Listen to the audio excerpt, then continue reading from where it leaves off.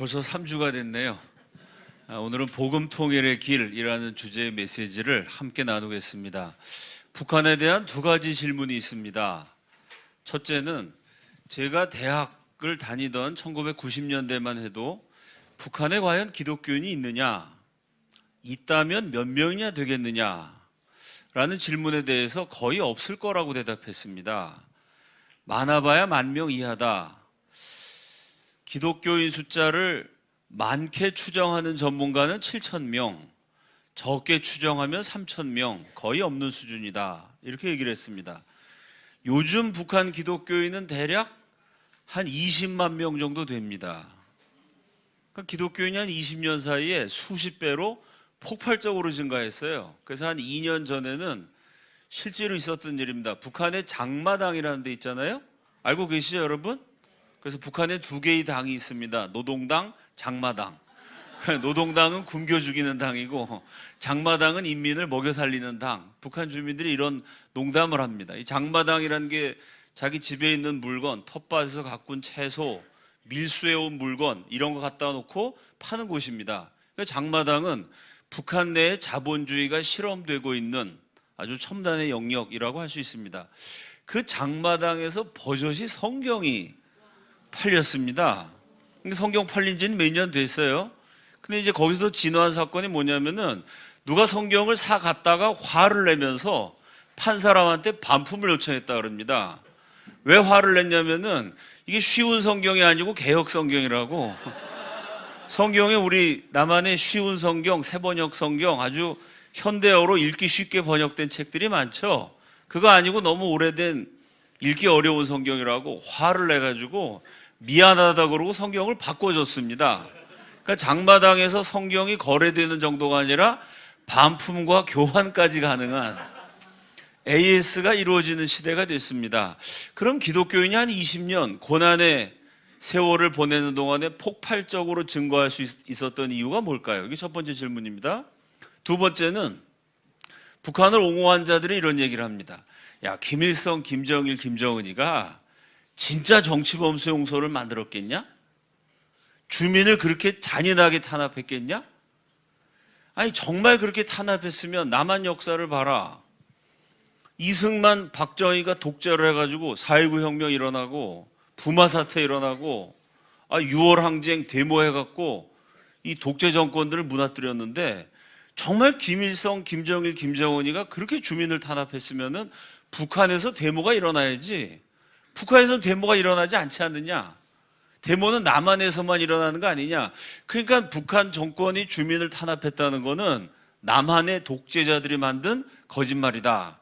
뭐 이런 생각 가진 사람들이 지금 중고등학교 애들 교과서를 써가지고요. 지금 현재 중고등학교 교과서에 남한 정권, 이승만, 박정희, 전두환 정권에 대해서는 뭐 탄압 이런 단어가 10번 넘게 나오는데 북한 정권에 대해서는 탄압이란 단어가 안 나오죠. 남한 정권에 대해서는 독재라고 묘사합니다. 북한 정권에 대해서는 독재라고 말을 하지 않아요. 자, 이 두 가지 질문인데 첫째는 기독교인이 어떻게 많이 늘어났느냐? 두 번째는 정말 김씨 일가가 주민들을 그렇게 괴롭혔으면 왜 북한에선 데모가 일어나지 않았느냐?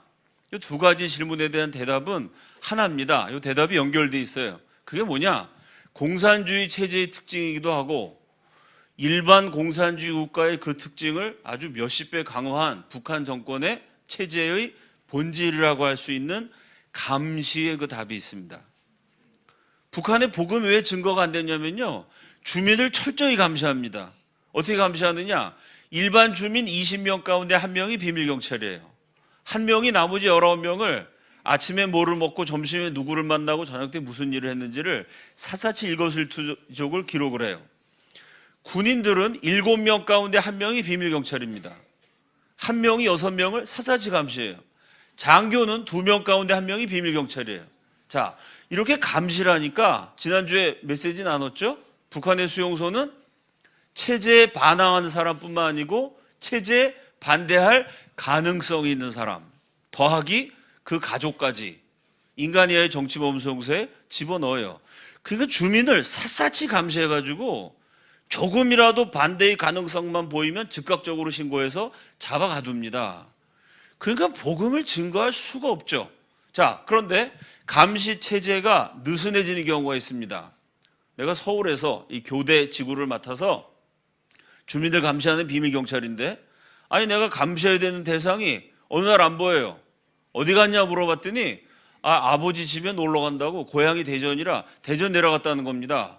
그러면 아니 감시하는 사람이 그 사람 감시하려고 대전까지 여행 갈 수는 없는 일이죠. 무슨 얘기냐면은 감시 체계에 언제 구멍이 뚫리냐면 여행할 때입니다. 내가 감시하고 있는데 우리 아버지가 돌아가셨습니다 이러고 가면 감시를 못 하겠죠. 그래서 북한 체제의 악질적인 특성, 자기가 사는 지역에서 40km 이상을 못 벗어나게 되어 있습니다. 북한의 비극이 김일성 시대 최고의 비극 가운데 하나가 뭐냐면요, 어머니가 돌아가셨어요. 근데 그 어머니가 우리 동네에서 살다가 돌아가셨으면 괜찮습니다. 내가 살던 곳에서 40km, 여러분 40km면 굉장히 가까운 거리입니다. 차 몰고 가면 30분이면 갈 수 있는 거리예요. 그럼 내가 서울 사는데 우리 부모님 인천 사세요. 서울하고 인천 가깝죠. 가깝지만 40km는 넘을 수 있겠죠. 그러면 인천 사는 부모님이 돌아가시면 특별한 경우가 아니면 아들, 딸도 장례식에 못 갑니다. 왜? 여행을 돌아다니기 시작하면은 감시를 못 하니까요. 그럼 북한의 비극이 엄마, 아버지 돌아가셨는데 장례식에 갈 수가 없어요. 탕이 허락을 안 해주니까. 그건 무슨 얘기입니까? 사람을 나무처럼 한 곳에 박은 겁니다. 자기가 살던 지역을 못 벗어나게 해요. 왜? 벗어나면 감시를 못 하니까. 자기가 사는 지역에 나무처럼 박아놓고 식물을 관찰하듯이 주민 한 사람 한 사람의 일거수일투족을 계속 관찰하는 거예요. 그러고 감시하는 겁니다. 그러니 두 가지가 안 되죠. 첫째, 예수를 믿는, 이 북한이 아까 기도하는 목사님도 말씀하셨지만 1907년에 평양 대붕이 있었던 곳입니다. 우리 한국 기독교의 중심지였죠. 그러니까 김일성이가 정권 잡기 이전에 예수 믿었던 사람들, 그 가족들, 기독교인이 소수지만 남아 있었습니다. 근데 그 사람들이 전도를 할 수가 없죠. 일거수일투족을 다 감시하고 있으니까. 사방에서 감시를 하기 때문에 첫째, 전도가 안 되고, 둘째, 데모가 안 됩니다. 그래서 기독교인 숫자가 1990년대만 해도 한 3,000명 있을까? 그 정도로 회의적이었어요. 일거수일투족을 감시하니까 데모는 꿈도 못 꾸는데 그 가운데서도 북한 주민들이 정말 최선을 다해 저항했습니다. 김일성, 김정일, 김정은이가 참여하는 행사를 1호 행사라 그래요. 1호 행사는 극비 상황입니다. 오늘 어버이 수령이 어느 지역의 공장을 시찰하시는지, 어느 지역의 농장을 방문하시는지 그거 아무도 몰라요. 왜? 그거 알았다간 암살조가 거기 대기하고 있을 수도 있잖아요. 극비리의 행사를 치름에도 불구하고 김일성, 김정일, 김정은이 참여하는 모든 행사 가기 전에 미리 특수조갑 투입이 돼서 거기 폭발물 설치해 놓은 거 있나 없나 샅샅이 뒤지겠죠. 김일성, 김정일, 김정은이 참석하는 행사마다 평균 폭발물이 3개에서 5개씩 발견이 됩니다. 무려 70년 동안. 북한 주민들은 끊임없이 정권에 저항해 왔어요. 남한처럼 막 민주주의 체제에서 막 소리 지르고 데모하고 이러지 못해서 비밀리에 했을 뿐이지만 김일성, 김정일, 김정은이 참여한 행사마다 3개에서 5개의 폭발물이 항상 발견이 됐어요. 수없이 많은 암살 기도가 있었습니다. 자, 그러면 이렇게 주민을 철저히 감시하기 때문에, 여행도 못 가게 만들기 때문에 복음을 가진 사람이 여행을 해야 돌아다니면서 복음을 증거하죠. 그게 안 돼요. 사람들이 감시가 좀 느슨해야 모여서 데모하죠. 두 가지가 다 불가능했습니다. 그런데 지난주에 말씀드렸던 90년대 대량 아사 사건이 역설적으로 북한의 문을 여는 놀라운 계기가 됐어요. 첫째, 주민들을 감시하던 비밀경찰이 대량 아사 기간 동안에 수도 없이 많이 굶어 죽었습니다. 왜? 주민들을 감시하는 비밀경찰이니까 공산주의 사상이 투철해요. 그게 먹을 게 없어지니까 공산주의 사상이 약한 사람은 야, 공산이고 나발이고 내가 굶어 죽게 생겼는데 집안에 있는 이불이라도 뜯어갖고 장마당에 나와서 막 바꿔서 먹고 겨우겨우 살았습니다. 근데 그때 굶어 죽은 북한 사람 얘기 들어보면요, 이 노동당원들, 비밀경찰들, 특히 학교 선생님들, 학교에서 공산주의를 가르치는 분들이기 때문에, 아니 내가 공산주의를 평생 아이들에게 가르쳤는데 이 공산주의 체제를 유지하기 위해서 비밀 경찰로 당의 충성을 다 바쳤는데 내가 배가 고프다고 물건을 갖고 나가서 팔아? 이거는 공산주의자에게는 영혼을 파는 행위입니다. 공산주의가 잘못된 사상이지만 그 사람들은 거기 인생 걸었거든요. 우리 기독교인이 아무리 내가 힘들고 어렵다 그래도 다른 신에게 절할 수 없는 거랑 똑같은 이치. 그 사람들 종교이기 때문에요. 그 선생님들, 당원들이 굉장히 많이 굶어 죽었습니다. 아무리 굶어 죽어도 배가 고파도 어떻게 물건을 갖다가 팔아서 내 사유재산을 만들어요. 이거는 평생 공산주의로 살아온 사람 이 영혼을 모독하는 행위입니다. 그래서 공산주의의 순교자들이 수도 없이 굶어 죽다 보니까 감시할 사람이 굶어 죽으니까 감시가 느슨해졌어요. 또 하나, 하도 사람이 많이 굶어 죽으니까 아무리 김정을이 나쁜 사람이라도요, 국민이 자꾸 굶어 죽고 이거 아주 골치가 아프거든요. 어쩔 수 없이 여행을 허락해 줍니다. 그냥 앉아서 굶어 죽지 말고 너희들이 돌아다니면서 먹을 걸 찾아봐. 그전에는 가만히 있어. 어버이 수령이 다 먹여주고 입혀주니까 어버이 수령 만세만 불러. 이러고 자기 사는 지역에 박아놨다가 더 이상 어버이 수령이 먹여주지 못하게 되니까요. 너희들이 먹을 걸 구해봐. 여행의 자유가 허락이 됐어요. 그 주민들이 막 돌아다니다 보니까 식량을 구하러 돌아다니는 사람들 틈에 복음이 있는 사람들이 끼어서 예수 그리스도를 증거하기 시작했습니다. 근데 북한 전역 돌아다녀봤자 먹을 게 없어요. 이 동네는 100명 굶어 죽고 저 동네는 50명 굶어 죽고 이 차이지 북한에 먹을 게 없습니다. 할 수 없이 김정일이 국경을 열어줍니다. 조선족 가운데 친척들이 많잖아요. 만주의 친척들한테 가서 먹을 거를 좀 빌려와라 이러고 휴가를 막 내줘요. 그러니 합법적으로 허가증을 가진 사람 굶어 죽게 되는데 강 건널 수 있으니 얼마나 좋아요. 강 건너서 만주벌판 조선족들에게 먹을 거를 구해옵니다. 그럼 여러분, 저 옆집 사람이 합법적으로 도강증을 갖고 강을 건넜어요. 나는 합법적으로 도강증이 없어서 굶어 죽어야 돼. 누가 그냥 굶어 죽겠어요. 도강증을 그리죠. 이렇게 위조하죠. 그렇지 않겠습니까? 굶어 죽을 지경인데. 왜? 어차피 장군님께서 먹을 거 구하라고 허락해 주신 김에 합법적으로 당에 허락받은 사람들도 넘어가고 허락 못 받은 사람도 불법적으로 막 넘어가야죠. 가만히 있으면 굶어 죽을 판인데 살기 위해서 무슨 짓인들 못하겠어요. 이해가 되시죠? 이래서 먹고 살게 주민들이 너무 많이 굶어 죽으니까 어쩔 수 없이 국경을 개방했는데 그 틈을 타서 북한 주민들이 보물처럼 먹을 거를 구하러 만주골판으로 쏟아져 들어간 거예요. 똑같은 시기에 신기한 일이 일어났습니다. 전 세계에 북한을 놓고 기도하던 헌신자들이 있었어요. 영국에서, 뉴질랜드에서, 서울에서, LA에서 기도하던 분들이 동일한 기도 응답을 받습니다. 만주로 가라 그러시는 거예요. 그때만 해도 북한이 그렇게 사람이 많이 굶어 죽었는지 만주골판으로 사람들이 쏟아져 나오는지 공산 정권인 북한과 중국이 언론 통제를 했기 때문에요. 세계는 몰랐습니다. 근데 기도하시는 분들은 알았어요. 그 사인을 받아가지고 갑자기 기도하는데 하나님 만주로 가라 그러니까 런던에서 비행기 타고 만주로 날아갔어요. 서울에서 중국 거쳐서 만주로 갔습니다. LA에서 만주로 갔어요. 무슨 얘기죠? 만주에서 하나님이 사람을 만나게 하신 거죠. 복음을 전할 사람을 기도하는 가운데 그를 보내시고 복음을 들어야 할 사람을 합법 불법으로 만주로 보내셨어요. 그래서 만주골판에서 수많은 복음 증거의 역사가 일어납니다. 거기서 복음을 들으신 분들이 북한에 돌아가고 이분들이 들어간 북한은 제한적이나마 여행의 자유가 허락된 곳이죠. 그러니까 그 여행의 자유를 틈타서 주민들이 돌아다니면서 복음을 증거했고 합법적인 혹은 불법적인 도강증을 가지고 강을 건너 만주골판에서 선교사 만난 분들이 다시 북한 들어와서 또 돌아다니면서 복음을 증거하기 시작했고 이러면서 한 20년 사이에 북한 선교가 폭발적으로 일어났습니다. 자, 그런 중에 한 사례, 저랑 같이 동역했던 분의 이야기를 소개하고 싶습니다. A 선생님이라고 제가 편의상 부르했습니다. 이 북한 선교하시는 분이 아주 전설적인 분입니다. 제가 A 선생님이랑 같이 탈북자도 구출하고 하는 작업을 몇 건을 성사시킨 적이 있어요. 그래서 그 A 선생님이 저를 만나겠다는 겁니다. 제가 미국에서 목회하다가 한국으로 돌아와서 본격적인 북한 사역에 뛰어든 지 얼마 안 돼갖고 제가 가슴이 벅찼어요. 내가 레전드를 만난다. 북한 선교에 진짜 귀하게 쓰임 받은 어떤 분일까?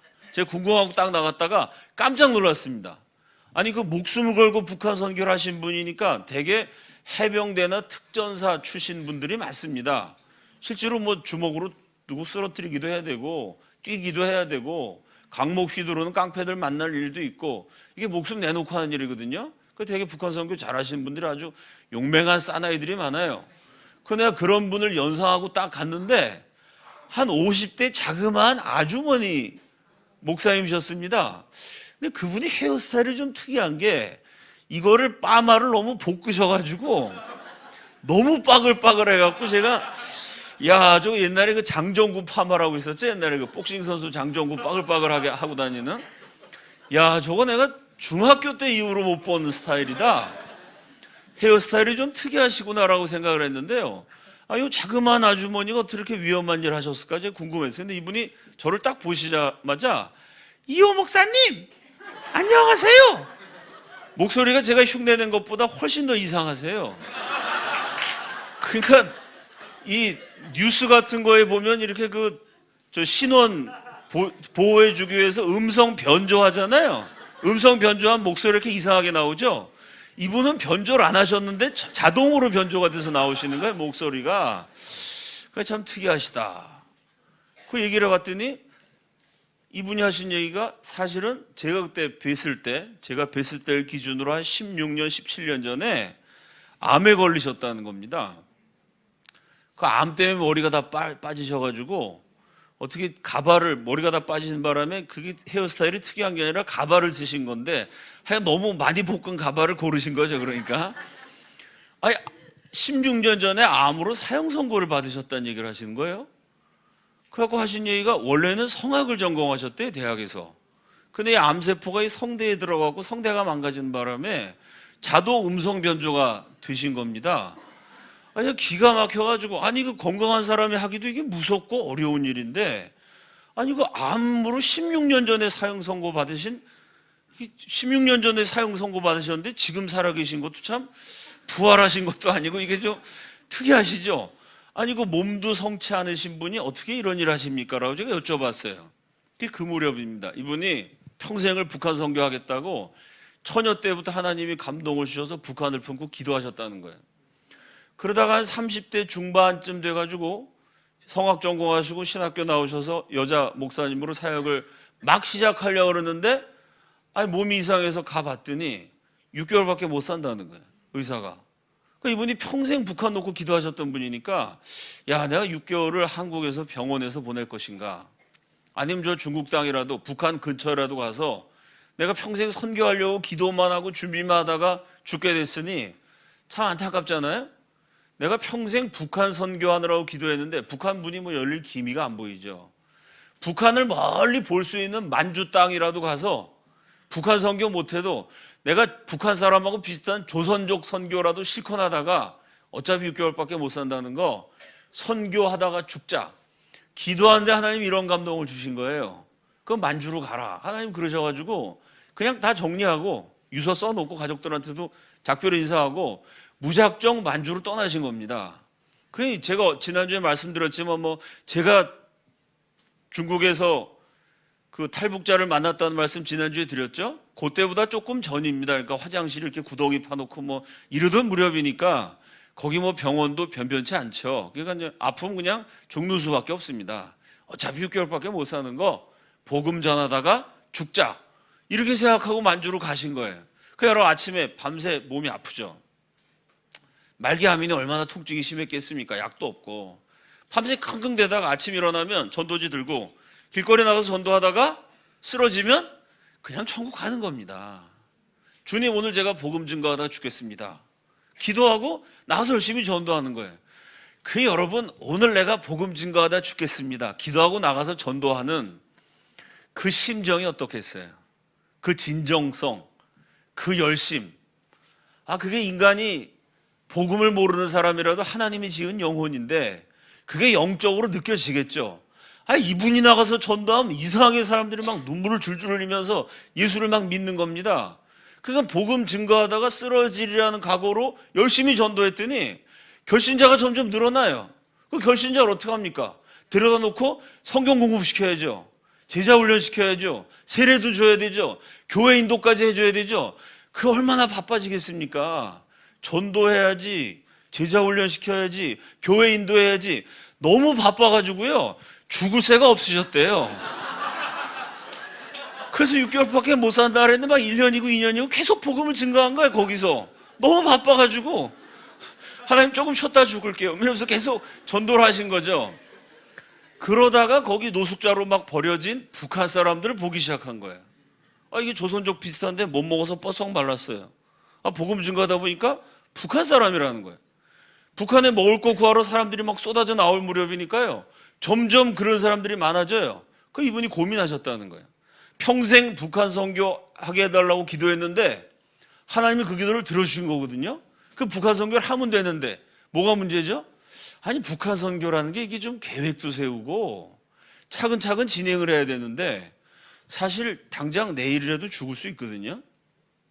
의사가 6개월밖에 못 산다 그랬는데 너무 바빠갖고 못 죽었을 뿐이지 지금 그 기한을 훨씬 지났어요.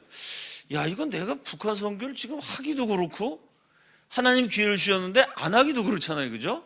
이거 하려면 내가 좀 오래 산다는 보장이 있어야 되는데 이거 좀 막 하다가 중단하기도 참 애매하고, 그래서 하나님께 기도하셨다는 겁니다. 하나님, 제가 북한 선교를 해야 되나까지 기도하셨는데 하나님이 이렇게 기도를 끊으시는 경우가 종종 있어요.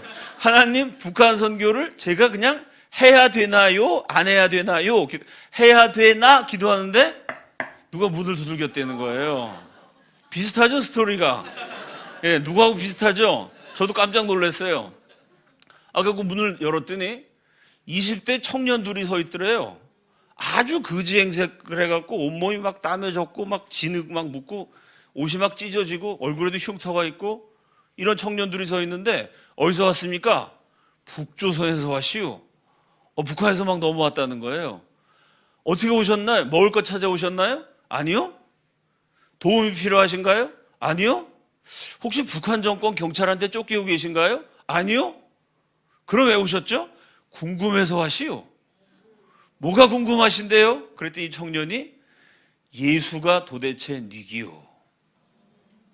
이렇게 묻더라는 겁니다. 북한에서는 예수의 예자만 꺼내도 죽어요.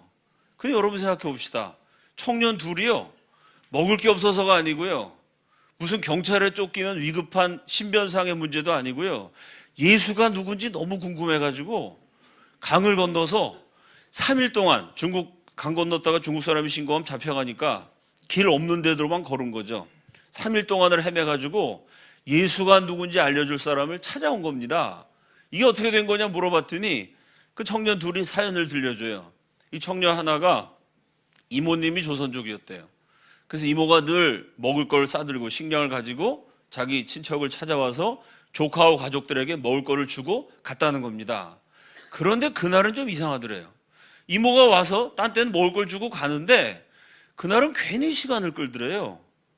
그리고 저녁 무렵이 되니까 갑자기 산책을 하자고 조카를 데리고 멀리 가더라는 겁니다. 사람들 아무도 없는 빈들에 얘기를 해도 들리지 않는, 북한은 감시가 심하니까 정말 중요한 얘기할 때는 사람 없는 데 데려가야 되거든요. 그 사람 없는 데로 조카를 데려가더니 이모가 조카 손을 갑자기 딱 잡더래요. 눈에 눈물이 글썽하면서 이렇게 말하더라는 겁니다. 너 예수 믿어야 돼. 예수 안 믿으면 지옥 가. 북한에서 예수의 예자만 꺼내도 죽으니까 예수를 믿은 사람만 죽는 게 아니고요, 기독교인을 만난 사람도 죽어요. 기독교와 접촉만 해도 죽이는 게 북한 정권의 본질입니다. 그러니 이모가 조카한테 예수 믿으라고 전도한 건 이게 잘못하면 조카를 죽일 수 있는 길입니다. 그러니까 아무도 모르는 데 가갖고 손을 꼭 잡고 너 예수 믿어야 돼. 예수 안 믿으면 지옥 가. 거의 귓속말처럼 들릴락 말락하게 얘기를 하더니 갑자기 막 뛰어가고 중국으로 갔대요. 그냥 들키면 안 되니까. 그 조카가 황당한 거예요. 무슨 설명도 없고 얘기도 없고 그 위험하니까요. 설명하고 이러다가 들키면 안 되니까 예수 믿으라고 한마디를 딱 던지고 간 거야. 이모가. 조카가 아니 우리 이모가 미쳤나. 공화국에서 무슨 기독교고 예수고 어버이 수령님이 제일 싫어하는 게 예수쟁이들인데 근데 그날 밤에 잠이 안 오더라는 거예요. 이리 뒤척 저리 뒤척 하는데 이모가 했던 얘기가 자꾸 귓전을 맴도는 거예요. 너 예수 믿어야 돼. 예수가 누구길래 우리 이모는 목숨 걸고 그 예수를 나한테 전했을까? 갑자기 궁금해지더라는 거예요. 그러더니 또 궁금해지더래요. 그 예수가 누구길래 어버이 수령님은 또 그렇게 미워하실까? 그 예수 믿는다는 게 도대체 뭐길래 우리 공화국에서는 예수 믿는 사람 3족을 다 멸해버리는 걸까? 그날 밤 따라 이상하게 고민이 돼가지고 밤새도록 잠을 못 잔 거예요. 그 다음날 새벽에 이 청년이 목숨을 건 결심을 합니다. 북한 사람들이 정말 저 친구가 나하고 생명을 걸 만한, 마음을 나눌 만한 진실한 친구인가 아닌가를 확인하는 방법이 있습니다. 지난주에 말씀드렸지만 둘 이상이 같이 다니면 북한은 감시한다고 그랬잖아요. 그러니까 아무도 없을 때 방에 딱 들어가서 문 걸어 잠그고요, 이불을 콱 뒤집었어요. 그리고 이렇게 얘기합니다. 친구한테, 야, 김정일이는 나쁜 놈이야. 이건 무슨 얘기죠? 이렇게 얘기한 거를 들으면 이 친구는 신고해야 돼요. 신고 안 하면 본인이 죽어요. 이거 무슨 얘기입니까? 내가 지금 김정을 욕했어. 그러니까 네가 신고해서 나를 죽이든가, 네가 신고할 기미가 보이면 내가 널 죽일 거야. 그 얘기입니다. 그럼 그 얘기를 딱 듣고 친구가 놀래죠. 깜짝 놀랐다가 맞아, 김정일은 나쁜 놈이야. 이게 진실한 우정을 확인하는 순간이에요. 얼마나 진실합니까 이게? 그럼 둘 다 나쁜 놈이라고 욕했으니까 뭐죠? 둘 중에 한 사람이 신고하면 죽게 돼 있는 거야 이거는. 그건 무슨 얘기입니까? 둘 다 죽겠다는 얘기죠. 그거 어떻게 얘기하느냐? 야, 나쁜 놈이야. 김정일은 나쁜 놈이야. 맞아, 나쁜 놈이야. 그 다음 대사가 뭘까요? 우리 같이 강 건너자. 이래서 탈출하는 거예요. 왜? 혼자 탈출하면 위험하잖아요. 둘이 탈출해야 되는데 탈출하자 얘기했다가 그거 신고하면 내가 우리 나뿐만 아니라 집안 전체가 아주 어려워지죠. 그 진짜 믿을 만한 친구를 입을 딱 뒤집어 쓰고 김정일은 나쁜 놈이야. 나쁜 놈이야.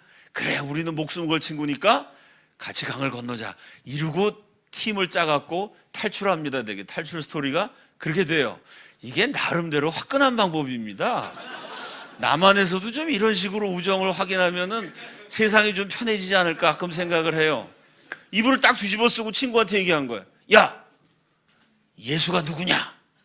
이거는 김정일은 나쁜 놈이다. 이거만큼 위험한 얘기입니다. 그건 뭐냐? 내가 예수가 누구냐 물었으니까 네가 신고해서 나를 죽여. 네가 신고할 것 같으면 내가 널 지금 죽일 수도 있어. 이 얘기죠. 친구가 깜짝 놀라서 눈이 이따매지더니 한숨을 푹 쉬면서 나도 그게 오래전부터 궁금했어. 이러더라는 겁니다. 딴 친구는 또 무슨 사연이 있냐면 6살 때인가 할머니가 돌아가셨는데 할머니가 일하시다가 갑자기 뭐 숨이 차다 이러고 누워 계시다가 갑자기 돌아가신 거예요. 그러니까 엄마 아버지는 다 밖에서 일하고 있었고 그 할머니의 임종을 가족들이 아무도 못 봤죠. 그때 집에서 놀고 있던 6살짜리 꼬마가 할머니가 이상하니까 숨 막 쉬니까 무서워가지고 할머니 옆에 있었는데요. 이 할머니가 가족들도 모르게 혼자서 예수를 믿었던 신앙인이었어요. 아마 북한 정권이 들어오기 전부터 예수를 믿었겠죠. 이 할머니가 6살짜리 손주를 옆에 놓고 막 죽어가면서 마지막으로 이렇게 얘기하더란 거예요. 할머니가 너한테 하는 얘기를 아무한테도 하면 안 돼. 이 얘기하면 우리 집 식구들을 다 죽어. 우리 집안은 원래 하나님 섬기는 집안이야. 하나님 믿어야 돼. 무슨 일이 있어도 너는 하나님 믿어야 돼. 이게 그 할머니 유언이었대요. 그러고 돌아가신 거예요. 그 6살짜리 애가 너무나 엄청난 비밀을 들은 거죠. 우리 집안이 기독교 집안이었어? 그거를 드러났다간 다 죽습니다. 그 집안이. 근데 할머니가 죽으면서 6살짜리 꼬마에게 기독교 신앙을 심어주고 간 거예요. 그때부터 이 꼬마가 그 얘기를 할머니 말씀 그대로 엄마 아빠한테도 말 못하죠. 말했던 큰일 나니까. 혼자서 그게 늘 궁금했는데 갑자기 친구가 이불을 팍 뒤집어 씌우더니 예수가 누구냐 이러니까 야, 궁금했어. 그래, 우리 예수가 누구인지 가르쳐줄 사람을 찾아가자. 이러고 강을 건넜다는 겁니다. 그리고 3일을 딱 걸어간 거예요. 여러분 생각해 보세요. 아니 어떻게 우연의 우연이죠. 이 선교사님은 기도하다가 암에 걸린 상태에서 죽기 전에 실컷 전도나 하겠다 이러고 만주로 갔습니다. 거기서 우연히 북한 사람들 막 만나가지고 야, 이거 내가 북한 선교 진짜 해야 되나? 하나님 이거 해야 되나? 기도하고 있는데요, 우연히 그 시간에 이 청년들이 딱 도착을 했습니다. 이 두 청년은 어떻게 우연히 이모한테 복음을 받아서 우연히 자기 친구한테 입을 뒤집어 쓰고 목숨을 건 모험을 했는데 우연히 그 친구가 또 할머니한테 복음을 들은, 예수를 들은 친구였어요. 그래서 둘이 목숨을 걸고 강을 건너가지고 3일 동안 빵 2개 먹었다는 겁니다. 그리고 큰 길로 못 다니고 사람 안 다니는 산길 같은 거로 막 걸어가지고 그지행색을 해서 땀에 젖어서 막 험한 길 건너라 옷도 찢어지고 상처나고 이러고 딱 도착해갖고 사람들한테 물어서 아, 큰 도시, 좀 사람 제법 사는 도시에 가면 예수가 누군지 가르쳐줄 사람이 있겠다 생각하고 그 도시까지 지도도 없이 찾아간 거예요. 그리고 예수에 대해서 누가 가르쳐줄 수 있나 물었더니 거 맨날 예수 전하는 여자가 하나 있다 그래가지고 우연히 진짜 이거 뭐 한강에서 바늘 찾기죠. 장님 문고리 잡기 뭐 이런 속담이 많이 있지 않습니까? 우연히 물어갖고 딱 갔는데 야, 그때가 시간이 정확하게 일치했어요. 세상에 아무리 퀵 서비스 택배 우리가 배달의 민족이라고 한국이 배달이 발달돼 있어도요 이렇게 타이밍이 정확하게 배달되기가 어렵습니다. 하나님 내가 북한 선교 해야 되나 기도했는데 청년들이 딱 배달이 된 거예요. 세상에 어느 택배 회사가 그렇게 타이밍을 맞추겠습니까? 정확하게 딱 배쳐갖고 기도하는데 문을 두드린 거예요. 그 문을 열었더니 예수가 누구냐? 그래서 그 예수를 막 전하는 것으로 북한 선교 사역이 시작이 됐다는 겁니다. 인간의 우연을 통해 역사하신 하나님의 필연인 줄로 믿습니다.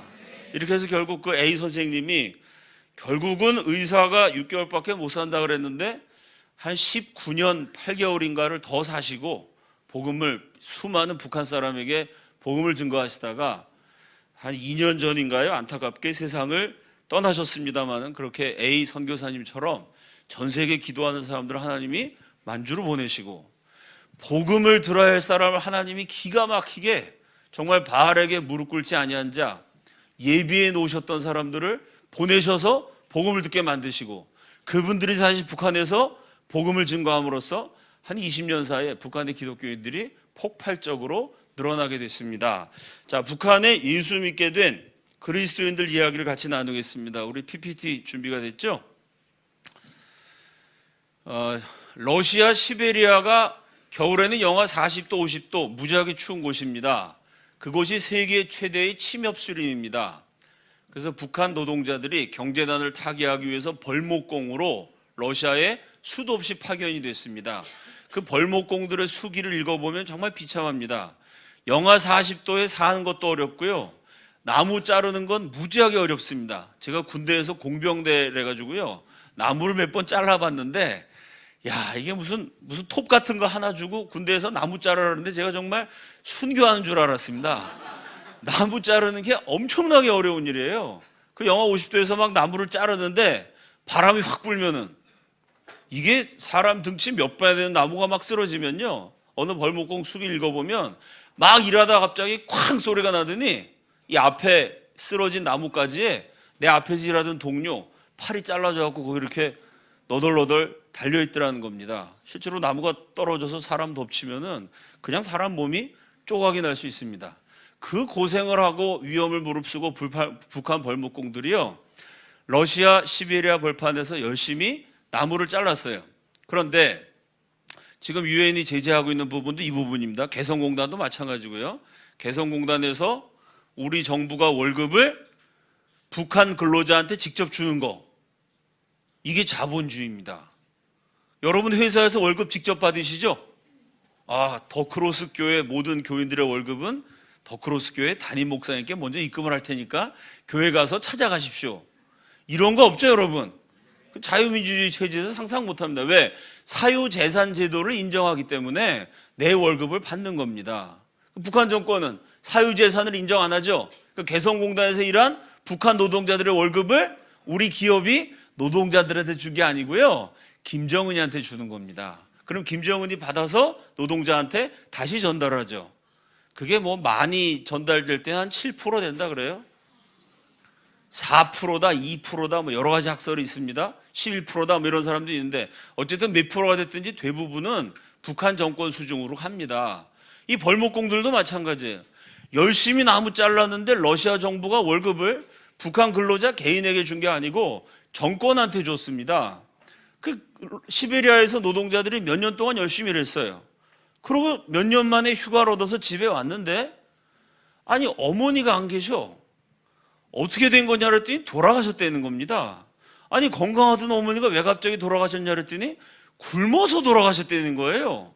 내가 영하 50도에서 나무 잘랐는데 아니 그 월급 10분의 1만 있어도 우리 어머니가 잘 드실 수 있는데 왜 굶어 죽었냐 그랬더니 그 월급이 전달이 안 된 겁니다. 그 북한 근로자들이 얼마나 엄청난 배신감을 느꼈겠어요. 그때부터 이 벌목공들이 탈출을 하기 시작해요. 그 지금 러시아 전역에 8,000명에서 한 12,000명, 대략 10,000명 전후에 이 벌목공 출신 불법 체류자들이 러시아 전역을 떠돌고 있어요.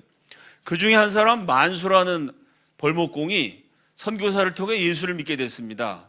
한국 기자가 만수에게 접근을 했어요. 이 시베리아에 있는 벌목공들의 수용소, 그건 러시아 땅에 있는 수용소인데요. 북한 사람들이 총 들고 딱 지켜요. 서로 감시합니다. 그 수용소를 취재해서 기사화할 수 있으면 세계적인 특종입니다. 기자들이 탐이 났겠죠. 당신이 살던, 당신이 일했던 그 수용소에 가서 한번 취재를 합시다. 만수가 좋다고. 그 밤에 몰래 그 수용소에 가서 사진을 찍고 취재를 막 했어요. 그러다가 북한 경비병한테 발견이 됐습니다. 막 총을 쏘면서 추격해와요. 영하 40도, 50도 시베리아 얼음 벌판에서 목숨을 건 이 죽음의 탈출이 시작된 거죠. 총을 쏘면서 쫓아오니까 막 그 빙판길을 도망을 가다가 물 웅덩이에 빠지고 얼음 구덩이에 빠지고 타이어가 터지고, 여러분 그 얼음 벌판에 차를 갖고 뒤에서 총 쏘는데 도망간다고 생각해 보세요.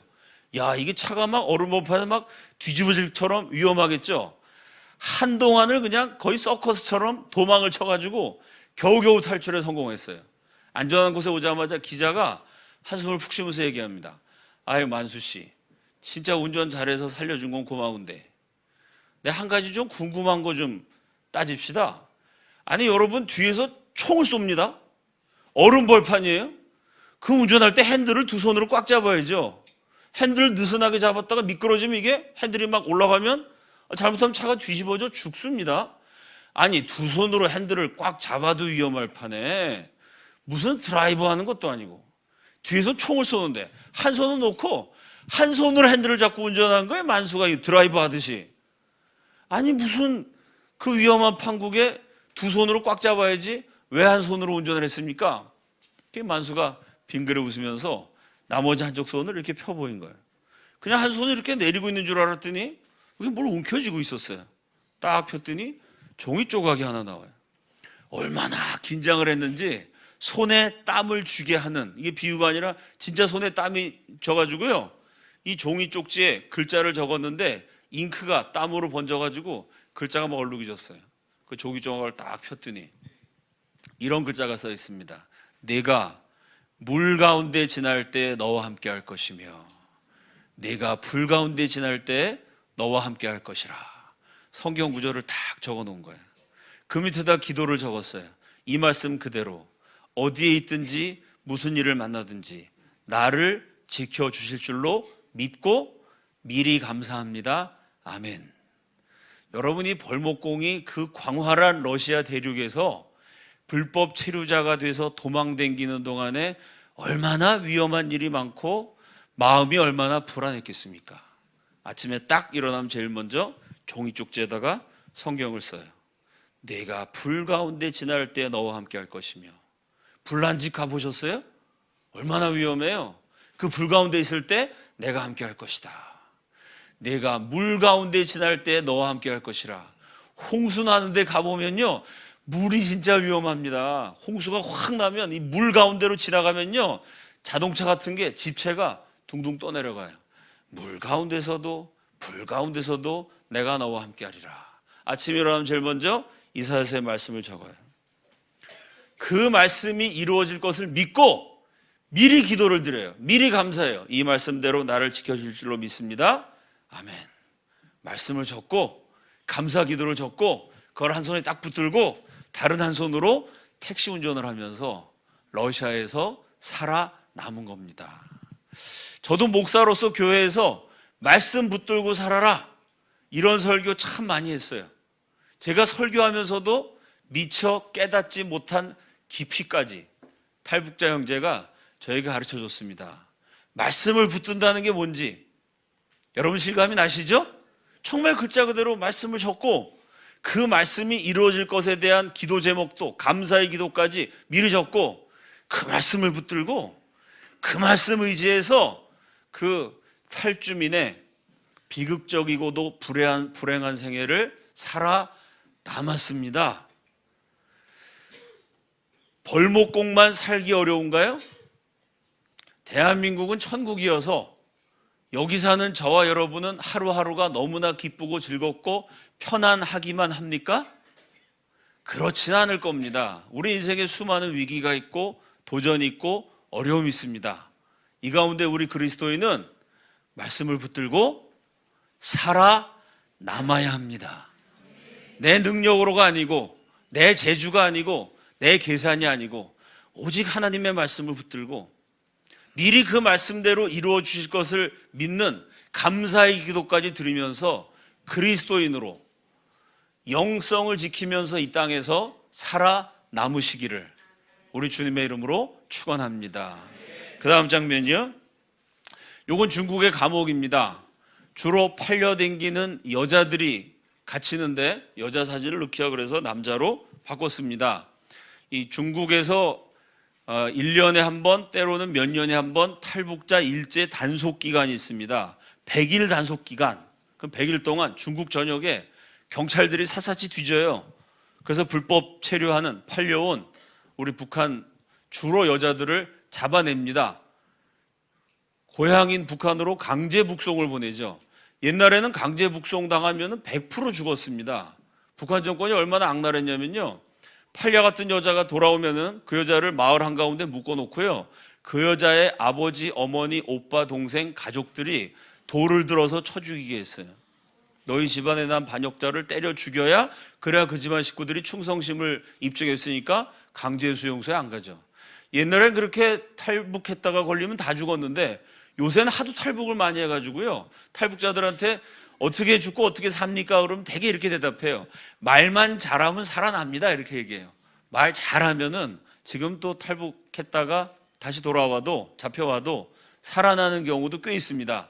근데 지금도 탈북했다가 돌아와서 100% 죽게 되는 경우, 지난주에도 말씀드린 것 같은데, 기독교인을 만났다, 교회에 갔다 이러면 죽어요.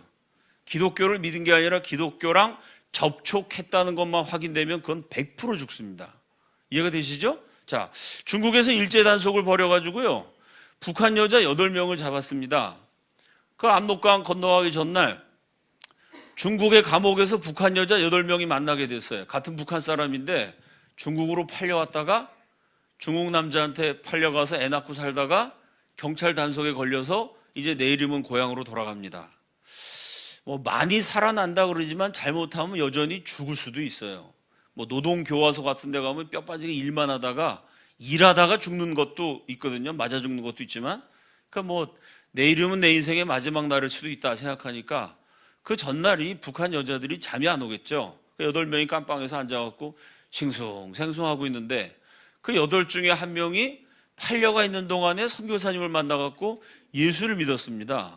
그 자매가 나머지 7명한테 얘기하는 거예요. 오늘이 우리 인생의 마지막 밤일 수도 있습니다. 우리 죽기 전에 마지막으로 하나님께 실컷 기도나 하고 죽읍시다, 이렇게 얘기한 거예요. 그러니까 7명이 하나님은 누구고 기도라는 게 뭡니까? 우리는 하나님도 모르고 기도라는 것도 해본 적이 없습니다. 그랬더니 1명이 7명에게 기독교의 아주 가장 핵심적인 진리를 가르쳐 주는 겁니다. 이렇게 얘기했다는 거예요. 여러분, 우리가 중국 남자한테 팔려가서 살 때 제일 힘든 게 뭡니까? 제가 만난 탈북 여성이 얘기하더라고요. 그 집에 딱 팔려갔더니 시어머니, 어쨌든 팔려갔지만 그 부부 생활하는 거니까 부인이잖아요.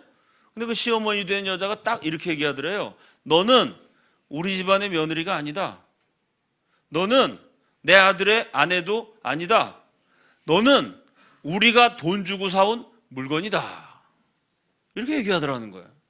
거기서 낮에는 뼈 빠지게 노예처럼 일하고 그 남자 애까지 평생 다 낳아주고 그 애 길러주고 평생을 바치는데 그 맨날 일하고 애 키우고 하면 힘들지 않습니까? 그러니까 보통 여자들이 남편한테 뭐 자기 하나 힘들어 애교도 부리고 힘들다고 짜증도 내고 투정도 부릴 수 있잖아요, 그죠? 나 힘들어 이렇게 얘기하면 남편이라는 사람이 힘들어? 너 자꾸 힘든다고 불평하면은 신고할 거야.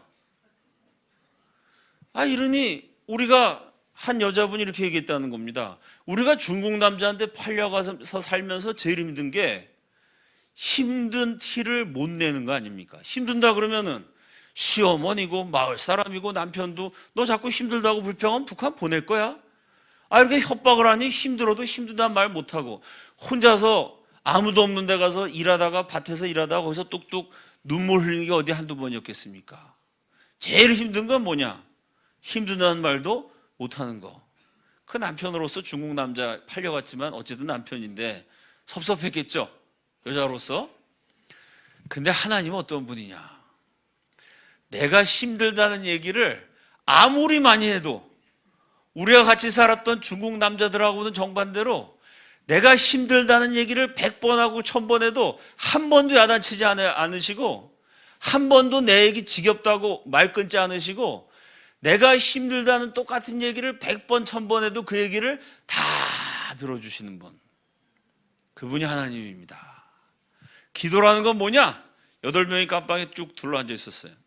하나님이 우리 눈에 안 보이지만 눈에 안 보이신 하나님이 우리가 둘러앉아 있는 이 가운데 진짜 앉아 계시다고 믿고 그렇게 생각하고 그 하나님께 내일이면 죽을 수도 있는데 죽기 전에 마지막으로 하고 싶은 얘기, 가슴에 맺혀 있는 얘기 그냥 다 털어놓는 거. 말을 잘할 필요도 없고 뭐 자세하게 설명해 드려야 아시는 것도 아니고 하나님 미리 다 아시기 때문에 첫째, 내가 아무리 힘들다는 소리를 100번 1000번 반복해도 짜증내지 아니하시는 하나님에게, 둘째, 그 하나님이 이 앞에 앉아 계시다고 생각하고 그냥 내 속에 맺힌 얘기, 하고 싶은 얘기 다 털어놓는 거, 이게 기도입니다. 와, 이런 게 성령이 주신 지혜입니다. 세상에 어느 신학자가, 어느 목사가 하나님에 대해서, 기도에 대해서 이렇게 신학적으로 정확하게, 이렇게 성서적으로 부합되게, 동시에 이렇게 가슴에 와닿게 감동적으로 가르칠 수 있는 신학자, 목사가 어디 있겠습니까? 이 탈북 여자가 예수를 믿고 자기가 믿는 하나님, 자기가 생각한 기도를 그렇게 증거한 겁니다. 그 8명의 여자가 둘러앉아고, 그래, 까짓거 뭐 믿져야 본전, 내일이면 죽을 수도 있는데 그 기도라는 거 한번 실컷 해보고 죽자, 이러고 가슴에 맺힌 얘기를 털어놓기 시작하는데, 여러분이 여자들의 한이 얼마나 깊겠습니까? 어려서 아버지 엄마 굶어 죽는 걸 봤어요. 동생들도 굶어 죽게 되니까 대개 맏딸이든지 아니면 맏딸이 시집 갔으면 둘째 딸이든지 그 식구들 먹여 살리느라고 딸들이 팔려가는 거거든요. 그 동생들 남은 엄마 아버지 굶어 죽는 거 볼 수 없어갖고 17살 19살 젊은 처녀 나이에 팔려가서 수도 없이 남자들한테 당했습니다. 그래서 애 낳고 노예처럼 일하면서 살다가 이것도 단속에 걸려가지고 내일이면 북한 가갖고 죽을 수도 있어요. 그러니 여자들이 뭐 한 사람씩 기도를 하는데 기도가 아니라 절규였겠죠. 통곡을 하고 땅을 치고, 하나님 도대체 내가 무슨 죄를 그렇게 많이 지었길래 내 인생이 이렇게 힘들어야 됩니까? 그로 8명의 여자가 통곡을 하니까 아주 감옥이 떠들썩합니다. 간수들이 와갖고 시끄럽다고 발로 차고 조용하라고, 근데 울음이 한번 터졌는데 이게 멈춰지지 않죠. 밤새도록 8명의 여자가 통곡을 하면서 난생 처음 그 가운데 앉아있는 하나님이라는 보이지 않는 분한테 기도라는 걸 난생 처음 해본 거예요. 그리고 그 다음날 잡혀나갔는데 기도를 마친 그날 새벽부터 희한한 일이 일어났습니다. 팔려가서 살았던, 힘들다는 얘기하면 너 북조선으로 보낸다고 협박했던 그 남자들이요, 말은 그렇게 하면서도 속정이 있었는지 남편 몇이 돈을 모아가지고 뇌물을 써서 8명 가운데 3명이 그 다음날 아침에 풀려났어요. 그걸 5명이 북한에 갔는데 이렇게 저렇게 돈을 쓰기도 하고 말을 잘하기도 하고 어떻게 해갖고 그 5명도 마저 다 풀려났습니다. 그래서 1년 반이 지난 다음에 그 8명이 서울에서 다시 만났어요. 이게 정말 기적이죠. 그 8분 가운데 한 분을 제가 직접 만났습니다. 그분 얘기를 들어보니까 그날 밤의 경험이 너무 이상했대요. 아니, 가슴에 맺힌 얘기 하라 그래가지고 그냥 하나님 뭐 믿음이 있었겠습니까? 그날 하나님을 처음 들었는데 하나님이 누군지 뭐 알지도 못하면서 그냥 욕을 했대요. 자기는 뭐 이게 뭐냐 도대체, 내가 무슨 맨날 바퀴벌레나 먹고 말이야, 이게 쥐나 잡아먹고 내 인생이 왜 이러냐 이러고 그냥 있는 욕 없는 욕 욕설을 다 퍼붓는데요. 여러분, 그렇게 욕을 하고 피눈물이 터지고 이런 마음이 괴로워야 되지 않습니까? 마음이 괴로우니까 피눈물이 나고 기분이 너무 즐겁고 행복해서 욕하는 사람 없겠죠.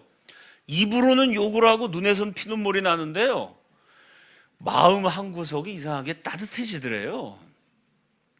그럼 마음 한구석에 이렇게 햇빛이 비치는 것처럼 자꾸 희망이 들더라는 겁니다. 입으로는 아이고 뭐 욕을 하고 이게 뭡니까 도대체, 하나님이 진짜 있습니까? 막 이런 얘기를 하는데 마음속에서는 내가 이대로 죽지는 않을 것 같다. 자꾸 마음이 밝아지고 희망적인 느낌이 들고 뭔가 눈물이 나는데 이게 단순히 피눈물만이 아니고 뭔가 내 인생에 뭔가 새로운 일이 펼쳐질 것 같다. 이런 희망이 눈물로 흘리더라는 거예요. 그러니까 그날 자기 경험이 자기가 생각해도 너무 이상하대요.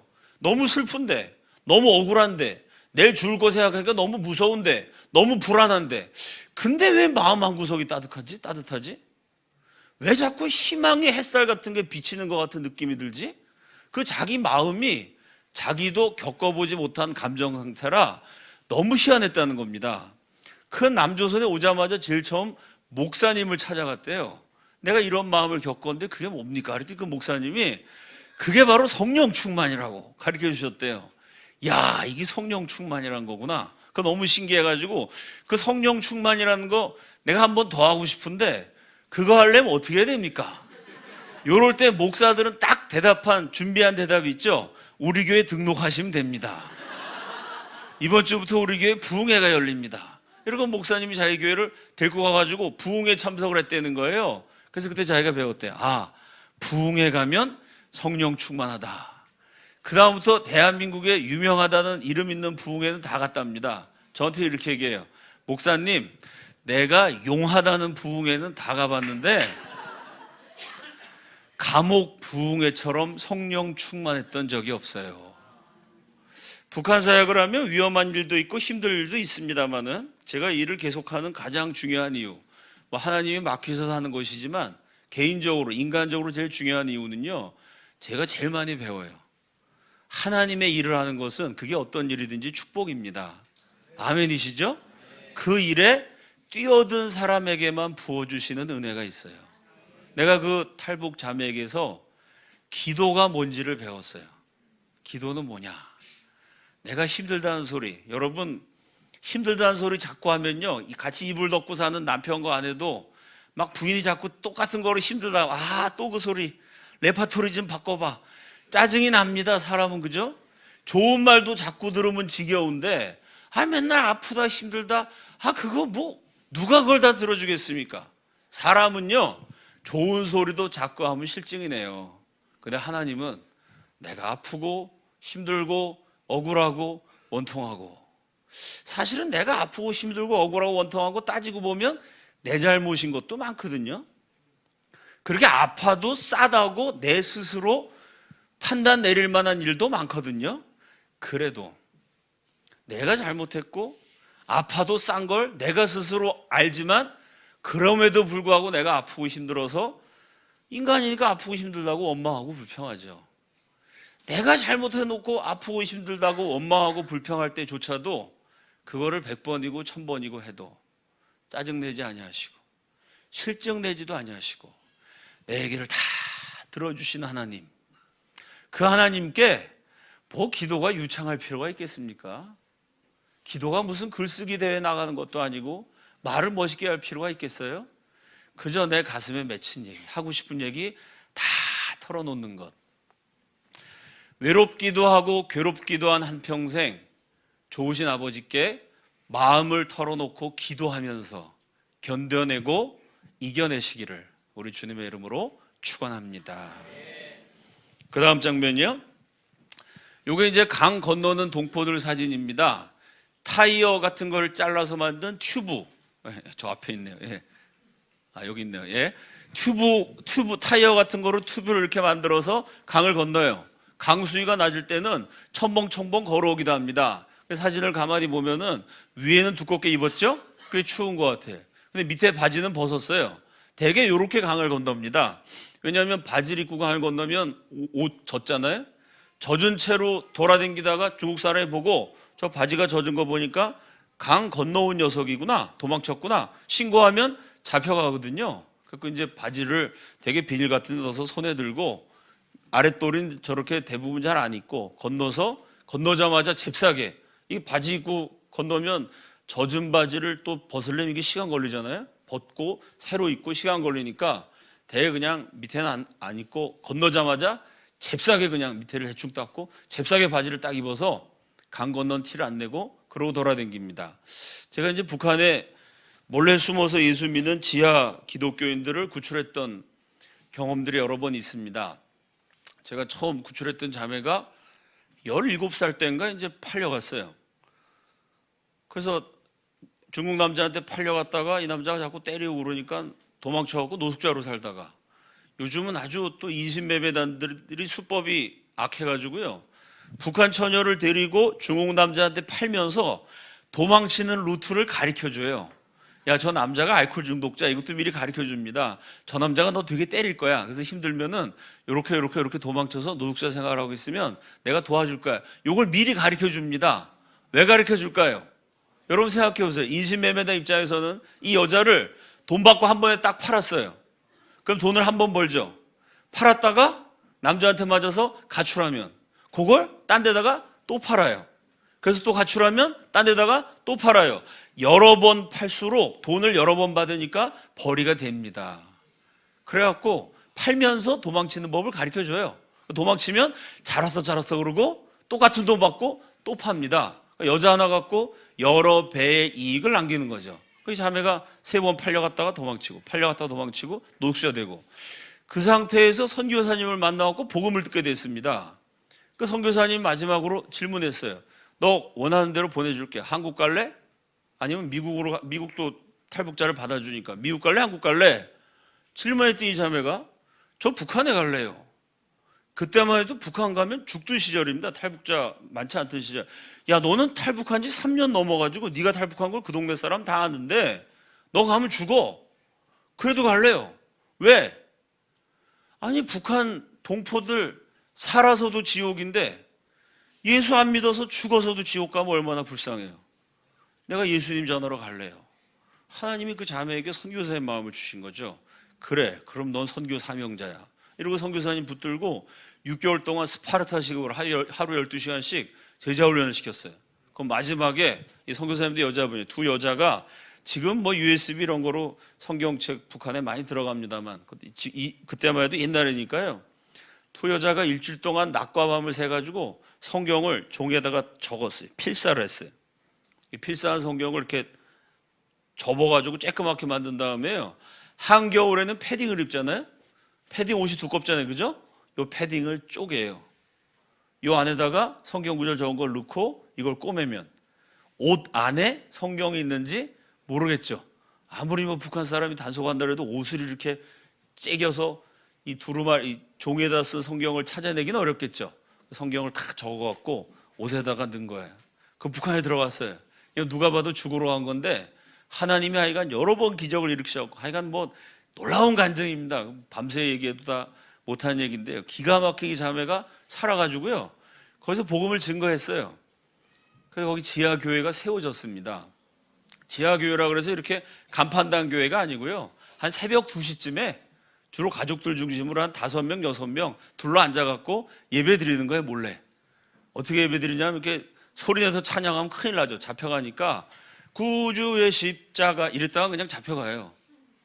그 어떻게 찬양하냐면 구주의 십자가 보혈로, 소리를 안 내고 입만 뻥긋뻥긋 하면서 예배를 드려요. 지금도 그렇게 한 20만 명쯤이 그렇게 예배를 드립니다. 지하교회를 세우고 복음을 증거해갖고 예배를 드렸는데, 문제는 그 다음에도 또 먹고 살 길이 어려워졌어요.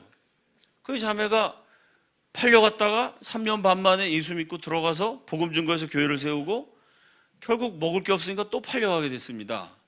팔려가서 또 뭐 남자한테 맞고 도망치고 노숙자 되고 똑같은 일을 반복하다가 좋은 남자 만나갖고 애를 갖게 됐어요.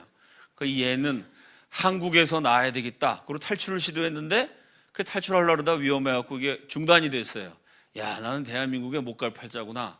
결국 애를 낳고 거기 살고 있다가 경찰의 단속에 걸렸습니다. 그 경찰에 와갖고 주민등록증 내놓으라 그러는데 시누이 거를 보여주면서 속인 거예요. 그러니까 비슷하게 생겼으니까 사진이 또 뭐 이렇게 뚜렷하게 안 나왔으니까 헷갈려가지고 그럼 내일 다시 오겠다고. 그러고 이제 위기를 모면하고 위급할 때 남편하고 애를 놓고 급하게 도망을 쳤는데 그때 서울에서 기도하던 저하고 그날 기가 막히게 연결이 돼가지고 제가 기가 막히게 돈을 딱 쐈어요. 이게 기술이거든요. 돈을 정확하게 딱 쏴야 돼. 그래야 이제 돈이 가야 그 사람들이 일을 하니까 하여간 희한하게 타이밍이 맞아가지고 그날 밤에 돈이 딱 도착하는 바람에 그날 밤 그냥 갑자기 오후 3시에 경찰이 오고 5시 탈출한 거예요. 그래서 한국에 왔습니다. 그래 나중에 그 남편도 될 거고 애도 될 거고 일가족이 다 이렇게 한국에 와서 정착해서 잘 살게 됐어요. 제가 그 자매랑 일도 같이 하고 그랬는데 이 여자들이 뭐 팔려가고 이게 뭐 노숙자 되고 이게 뭐 이만저만한 상처가 아니죠. 그 상처가 깊어서 제가 건드릴까봐 말을 못하다가 한 1년쯤 저랑 좋은 관계가 된 다음에 아주 기도 많이 한 다음에 제가 이 자매가 아플까봐 아주 조심조심 부드럽게 진짜 궁금했던 거 하나를 질문했어요. 그게 뭐냐면 이 자매가 예수 믿기 전에 팔려갔거든요. 그리고 예수 믿고 지하교회를 세운 다음에도 또 팔려갔어요. 팔려간 건 똑같은데 예수 믿기 전에 팔려간 것과 후에 팔려간 게 같을까요? 다를까요? 같다면 이거 예수 믿어봤자 별 효과가 없는 거죠. 뭔가가 다를 것 같아가지고 제가 굉장히 잔인한 질문을 했습니다. 자매가 예수 믿기 전과 후에 팔려갔는데 똑같이 팔려가는 거지만 예수 믿고 나서 팔려갔을 때 뭐가 다른 점이 있었습니까? 이 팔려간 상태에 대해서 아주 질문을 한 정말 잔인한 목사죠. 이걸 제가 상처가 될까 봐 조심조심 기도 많이 한 다음에 살짝 물어봤더니 나는 조심해서 물었는데 이 자매는 제 말을 듣자마자 눈물이 주르르 나더니요 막 주체를 못하게 눈물을 콱콱콱 흘리는 거예요. 머리통은 이만한데 요만한 머리통에서 물이 어떻게 이렇게 많이 나오는지 막 한 바퀴 쓱 나오는 거야. 답변이 물리적으로 좀 불가능한데 머리통 요만한다니까 눈물이 막 콸콸 나와요.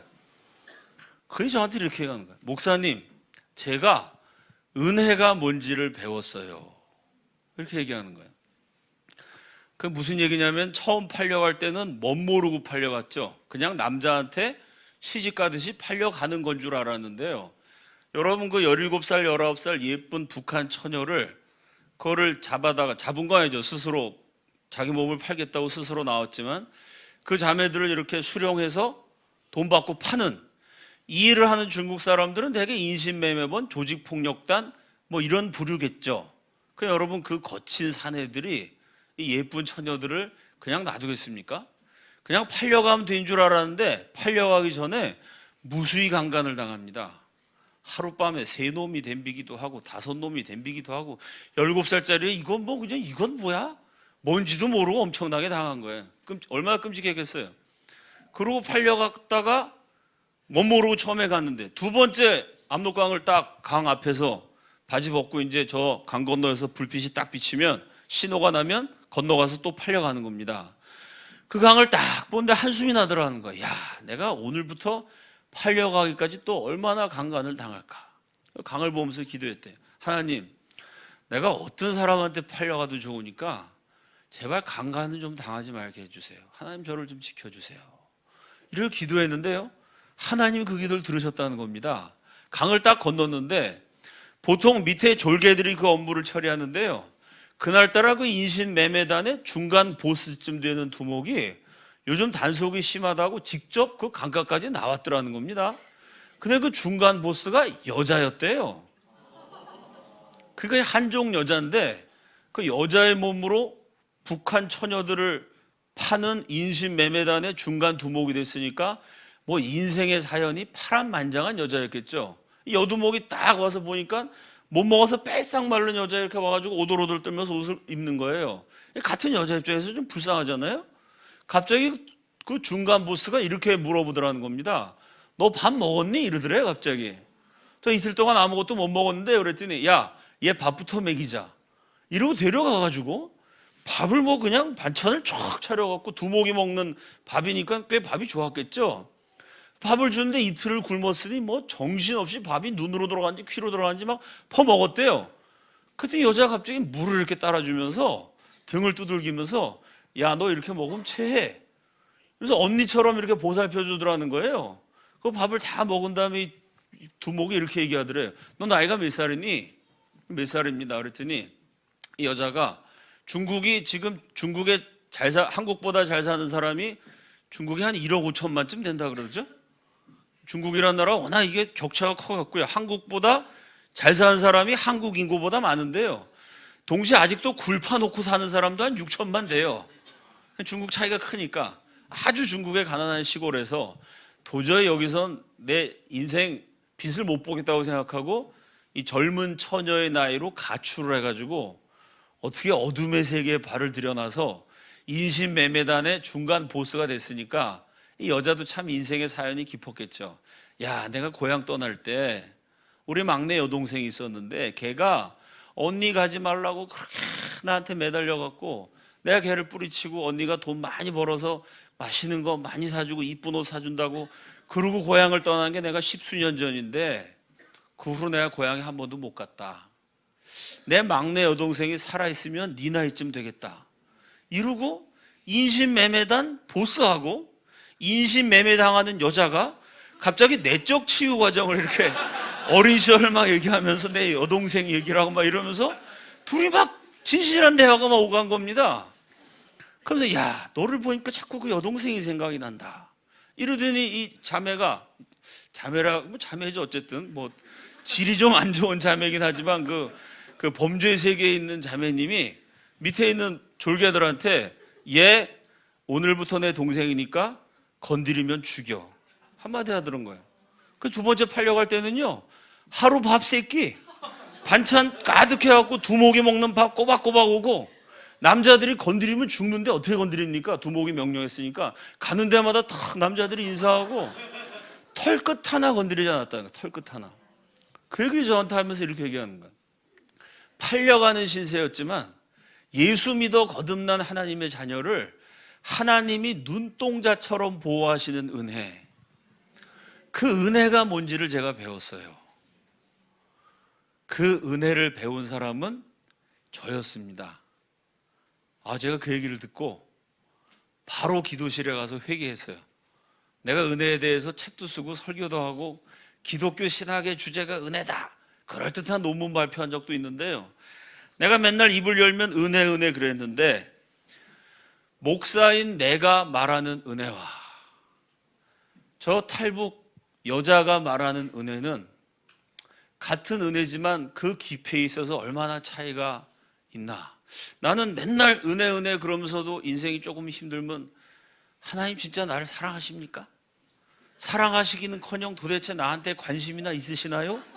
라고 열받고 원망하고 불평한 적도 솔직히 많았는데 이렇게 부강한 나라에서 팔려가지도 않고 강간당할 걱정이란 건 태어나서 지금까지 해본 적도 없고 앞으로 할 일도 없는, 너무 잘 먹고 잘 살아서 막 그냥 몸매가 여기저기서 막 터져 나오는, 이렇게 편안하게 살면서도 조금만 힘들면 원망 불평하는 내가 느끼는 은혜와 팔려가는 신세인데 강간당하지 않은 걸 가지고도 그렇게 하나님이 나를 사랑하셨다고, 나를 눈동자처럼 지켜주셨다고 그 조그만 머리통에서 그냥 바켓으로 하나씩 눈물을 퍼부어 쏟아내면서 간증하는 저 자매가 말하는 은혜는 도대체 이게 같은 은혜인가 다른 은혜인가, 제가 충격을 받아갖고요 진짜로 회개했습니다. 하나님, 제가 은혜를 모르는 목사였습니다.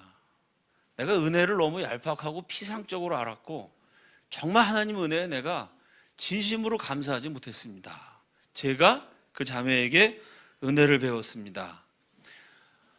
언제 어디서 어떤 일을 만나든지 예수 믿어 거듭난 하나님의 자녀들을 하나님이 보호해 주시는 은혜가 저와 여러분과 늘 함께하는 줄로 믿습니다. 자, 이렇게 다양한 과정을 통해서 벌목공, 팔려간 자매들, 감옥에서 만난 사람들을 통해서 북한 사람들이 예수를 믿게 됐어요. 이게 한 20년 지나고 지금 북한에 몰래 숨어 예수 믿는 사람이 한 20만 됐습니다. 숫자가 늘어나다 보니까 자꾸 발각이 돼갖고요. 지금 언론이 보도는 안 하지만 계속해서 순교를 당해요. 50명도 죽고 100명도 죽고, 하여간 뭐 예수 믿다가 1년에 최소한 몇백 명 단위는 계속해서 죽는다라고 생각하면 그게 아주 상식적인 정보라고 판단할 수 있습니다. 이렇게 처음에 예수 모르는 사람이 예수 믿는 걸 복음화라 그럽니다. 거기서 한 단계 더 올라가면 신학화라는 과정이 있어요. 그냥 예수 믿는 정도가 아니고 예수 믿어서 성경을 배운 기독교인들이요, 기독교적인 세계관, 기독교적인 가치관, 기독교적인 철학, 기독교적인 인생관으로 자신과 인생과 세계를 해석하는 겁니다. 쉽게 얘기해서 그냥 예수 안 믿는 사람이 예수 믿었어요. 이게 전도의 단계죠. 전도된 사람이 성경 읽고 성경 공부하고 은혜 받아갖고 그 다음에는 가정생활도 성경적으로, 사회생활도 성경적으로, 이런 단계를 신학화라 그럽니다. 이해가 되시죠? 그 지금 북한에서는요, 공산주의의 눈으로 세상을 봤는데 이제 공산주의가 아니고요, 주체사상의 눈으로 북한의 정치, 경제, 사회, 문화 모든 현상들을 해석했는데 그것도 아니고요, 기독교적인 가치관, 성경적인 눈으로 세상을 해석하는 신학화의 작업이 활발하게 이루어지고 있어요. 자, 그 중에 한 사례, 옛날에 성경 구하기 어려웠던 시절에는요, 성경을 한 권 딱 얻으면은 지하 기독교인들이 성경을 쪼갰어요. 10명이다 그럼 성경을 10개로 쪼갭니다. 그 내가 맡은 부분을 딸딸딸딸 외워요. 그 다음에 옆 사람이랑 바꿔요. 그래서 그 사람이 맡은 부분을 딸딸딸딸 외웁니다. 그 여러분, 성경 하나를 15개로 쪼개가지고요, 열심히 외웠는데 그 15명 가운데 5명이 발각돼서 처형이 됐다든지, 아니면 위급한 상황이 돼서 5명이 성경을 급하니까 땅에 묻든지 불태우든지 성경을 잃어버리면, 그러면 성경의 15분의 10에 대해서는 딸딸 외우고 15분의 5에 대해서는 전혀 모르는, 그래서 북한 기독교인 만나면요, 성경 아는 거는 다 외우고 모르는 건 전혀 모르는, 그래서 약간 뭐 이단 비슷한 소리 하는 사람도 있고 하여간 다양한 사람이 있습니다. 성경을 골고루 다 못 읽으니까요. 김길남이라는 사람이 성경을 딱 받아갖고 이걸 쪼갰는데요, 이 사람이 맡은 부분이 레위기였습니다. 번제, 화목제, 속죄제, 속건제, 성경의 제사를 딸딸딸딸 외운 거예요. 그 히브리서까지 같이 보면은 그리스도께서 단번에 드리는 제사로 패하셨느니라, 그리스도가 율법의 완성해, 이걸 알 텐데 히브리서까지 안 보고 레위기만 보니까 제사를 잘못 지내면 저주받는다. 이것 때문에 너무 무서워가지고요, 북한에서 몰래 동물을 잡아서 구약처럼 제사를 드렸습니다. 근데 김길남 씨가 일하는 농장에서 끔찍한 사건이 있었어요. 그게 뭐냐면은, 이 북한 동포들이 굶주릴 때, 저도 탈북자들 제가 구출한 사람들한테 이걸 직접 물어봤는데, 제가 물어본 사람 가운데서도 한 50명 정도가 자기가 살고 있던 지역, 그 마을이든지 그 군이든지 그 행정 관할 내에 그런 일이 있었다고 얘기를 했던 일이 있습니다. 아주 끔찍한 비극인데, 이게 사람이 오래 못 먹으면요, 뇌가 단백질로 많이 구성되어 있잖아요. 뇌의 단백질이 충분히 공급이 안 되면은 뇌가 이상해져 갖고요, 환상이 보이고 환청이 들립니다. 그럼 여러분, 너무 굶어가지고 영양 공급이 안 돼 갖고 뇌가 잘못되면 무슨 환상이 보이겠어요? 세상이 전부 먹는 거로 보이죠. 무슨 환청이 들릴까요? 먹는 소리만 자꾸 들립니다. 그래서 북한에 굶어 죽는 사람이 단계가 있는데요, 마지막 단계가 뭐냐면 너무 오래 굶어갖고 미친 겁니다, 정신이. 그러면요, 이렇게 먹을 거 갖다 줘도 안 먹어요. 왜? 눈이 먹을 게 안 보이고요, 음식을 대접에 갖다 놨는데 대접에 있는 음식이 안 보이고 환상이 보이는 겁니다. 이 환상은 뭐죠? 진수성찬이죠. 그거 환상이 너무 맛있어갖고요, 미쳐가지고 음식 갖다 줘도 먹지 않고 눈만 껌뻑껌뻑 하다가 음식 앞에서 푹 쓰러져서 굶어 죽어요. 실제로 이런 사람이 있습니다. 이 의사 선생님 얘기 들어보니까 의학적으로 그게 말이 된다는 얘기예요. 이게 뇌가 영양 공급이 안 되면 먹는 환상만 보인다는 거죠. 그래서 이제 북한에 일어난 비극이, 너무 배가 고프니까 세상에 다 먹을 거로 보여요. 그 어느 날 집에 갔는데 새끼 돼지 한 마리가 딱 뛰쳐나오는 거예요. 야, 이거 웬 횡재냐? 이러고 이제 그 돼지를 딱 잡아갖고 먹었는데 이웃집 주민들이 신고해갖고 정신병원에 잡혀가든지 깜빵에 갇혔어요. 왜 그럴까요? 이게 돼지가 아니라 자기 아들이었던 거죠. 이게 이제 북한 전역에서 일어났던 일입니다. 이 김길남이라는 그리스도인이 레위기를 딸딸 외우고 있는데 어느 날 그 농장에 나니 엄마라는 새색 씨가요, 2살 난 딸이 있었는데 임신하고 애를 낳았어요. 이 난 애가 산모가 못 먹은 상태에서 태어나니까 태어나자마자 며칠 안 있어갖고 영양실조로 죽었습니다. 그 엄마가 난 애가 죽었으니 얼마나 마음이 아팠겠습니까? 그 여자가 돌아가지고요, 애가 죽는 바람에 충격받아갖고 2살 된 딸을 삶아가지고 그거를 먹고 이 머리, 손발 이건 뼈가 많아서 먹기 어려우니까 이걸 이제 함지 같은 그릇에다가 애 고기 삶은 걸 이렇게 넣고 돌아다니면서 협동농장에 돌아다니면서 돼지고기 드세요, 돼지고기 드세요 이러고 돌아다닌 겁니다. 당시 30살도 안 된 새색시 나니 엄마는 정신이 나가서 2살 난 딸을 삶아서 사발에 머리와 손바닥을 담아가지고 히히거리며 돌아다니고 있었다. 그러는 나니 엄마를 보니 나도 어쩐지 정신이 혼미해져서 몸을 가누지 못하고 빛을 냈다. 이때도 하나님의 지엄하신 음성이 들리는 듯 했다. 이 사람이 레위기를 딸딸 외우고 돌아다녀 봤더니 그 다음부터 북한의 어떤 현상을 볼 때마다 자꾸 성경이 떠오르는 거예요. 야, 그 성경 말씀이 이렇게 이루어지는 거구나.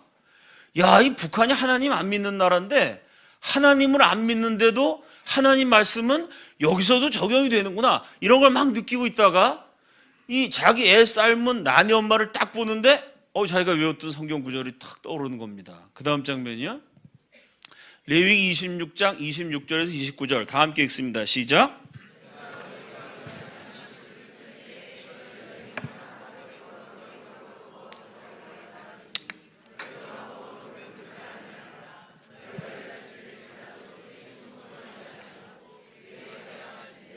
너의 죄로 말미암아 7배나 더 징벌하리니 너희가 아들의 살을 먹을 것이요 딸의 살을 먹을 것이며. 이런 성경 구절은 간접 체험하시기 바랍니다. 아멘이시죠? 성경에 나오는 모든 축복의 말씀은 간접 체험하시면 절대로 안 되죠. 그거는 직접 체험하시기를 주님의 이름으로 축원합니다. 예수 잘 믿고 하나님께 순종한 자 이런 복을 주신다. 그건 내가 진짜 받아야 됩니다. 동시에 하나님 제대로 안 믿고 괜히 하나님 앞에 개기고 까불다가는 작살이 난다, 이런 말씀이 되게 많죠. 뭐 작살 난다 이런 구절은 없지만 하여간 그렇게 하나님께 혼나고 심판받는 구절은 간접으로 체험하셔야 됩니다. 아멘이시죠? 그걸 뭐 내가 몸으로 직접 겪을 필요가 없어요. 이 무서운 말씀이에요. 자꾸 하나님께 불순종하면 하나님이 양식을 끊으신답니다. 그래서 먹어도 배부르지 않게 돼요. 그 지경이 되면 회개해야 되는데 죄 많은 고집센 인간이 회개 안 하죠. 너희가 이같이 될지라도 내게 청정하지 아니하고 내게 대항할진대. 지금 하나님께 벌 받아가지고 먹을 게 끊어질 지경이 됐으면 빨리 회개하고 천부여 의지 없어서 손 들고 옵니다 이러고 하나님께 돌아와야 되는데, 그래도 돌아오지 않으면요 내가 진노로 너에게 대항하되 7배나 더 징벌하리니, 하나님이 벌을 7배로 확 크게 만드셔가지고 그 심판의 끝판왕이 뭐냐, 너희가 아들의 살을 먹을 것이요 딸의 살을 먹을 것이며. 하나님께 저항하고 그러다가 심판받아도 저항하면 부모가 자식 잡아먹는 끔찍한 세상이 온다. 이게 지금부터 한 2000이 아니죠. 한 3500년 전 그 까마득한 옛날에 기록된 레위기에 적혀있는 말씀입니다. 그러니 그 자기 애 잡아먹은 나니 엄마를 보는데 정확하게 이 말씀이랑 딱 현상이 맞아떨어지죠. 딱 떨어지죠. 이렇게 썼어요. 이미 돌이킬 수 없는 재앙이 이 땅에 미치고 있었다. 생각해보라. 밥 한 술만 먹이면 금세 생기가 돌아서 눈을 반짝반짝 빛낼 아이들이. 여러분, 애기들이 얼마나 이뻐요. 이 애기 밥만 잘 먹여주면 토실토실해갖고 눈알이 반짝반짝 빛나고 얼마나 이쁩니까? 밥 한 숟갈만 먹이면 눈알을 반짝반짝 빛낼 그 아이들이 그 밥 한 숟가락이 없어서 숨이 넘어가고 있다면 그걸 본 어떤 부모가 미치지 않을 수 있겠는가?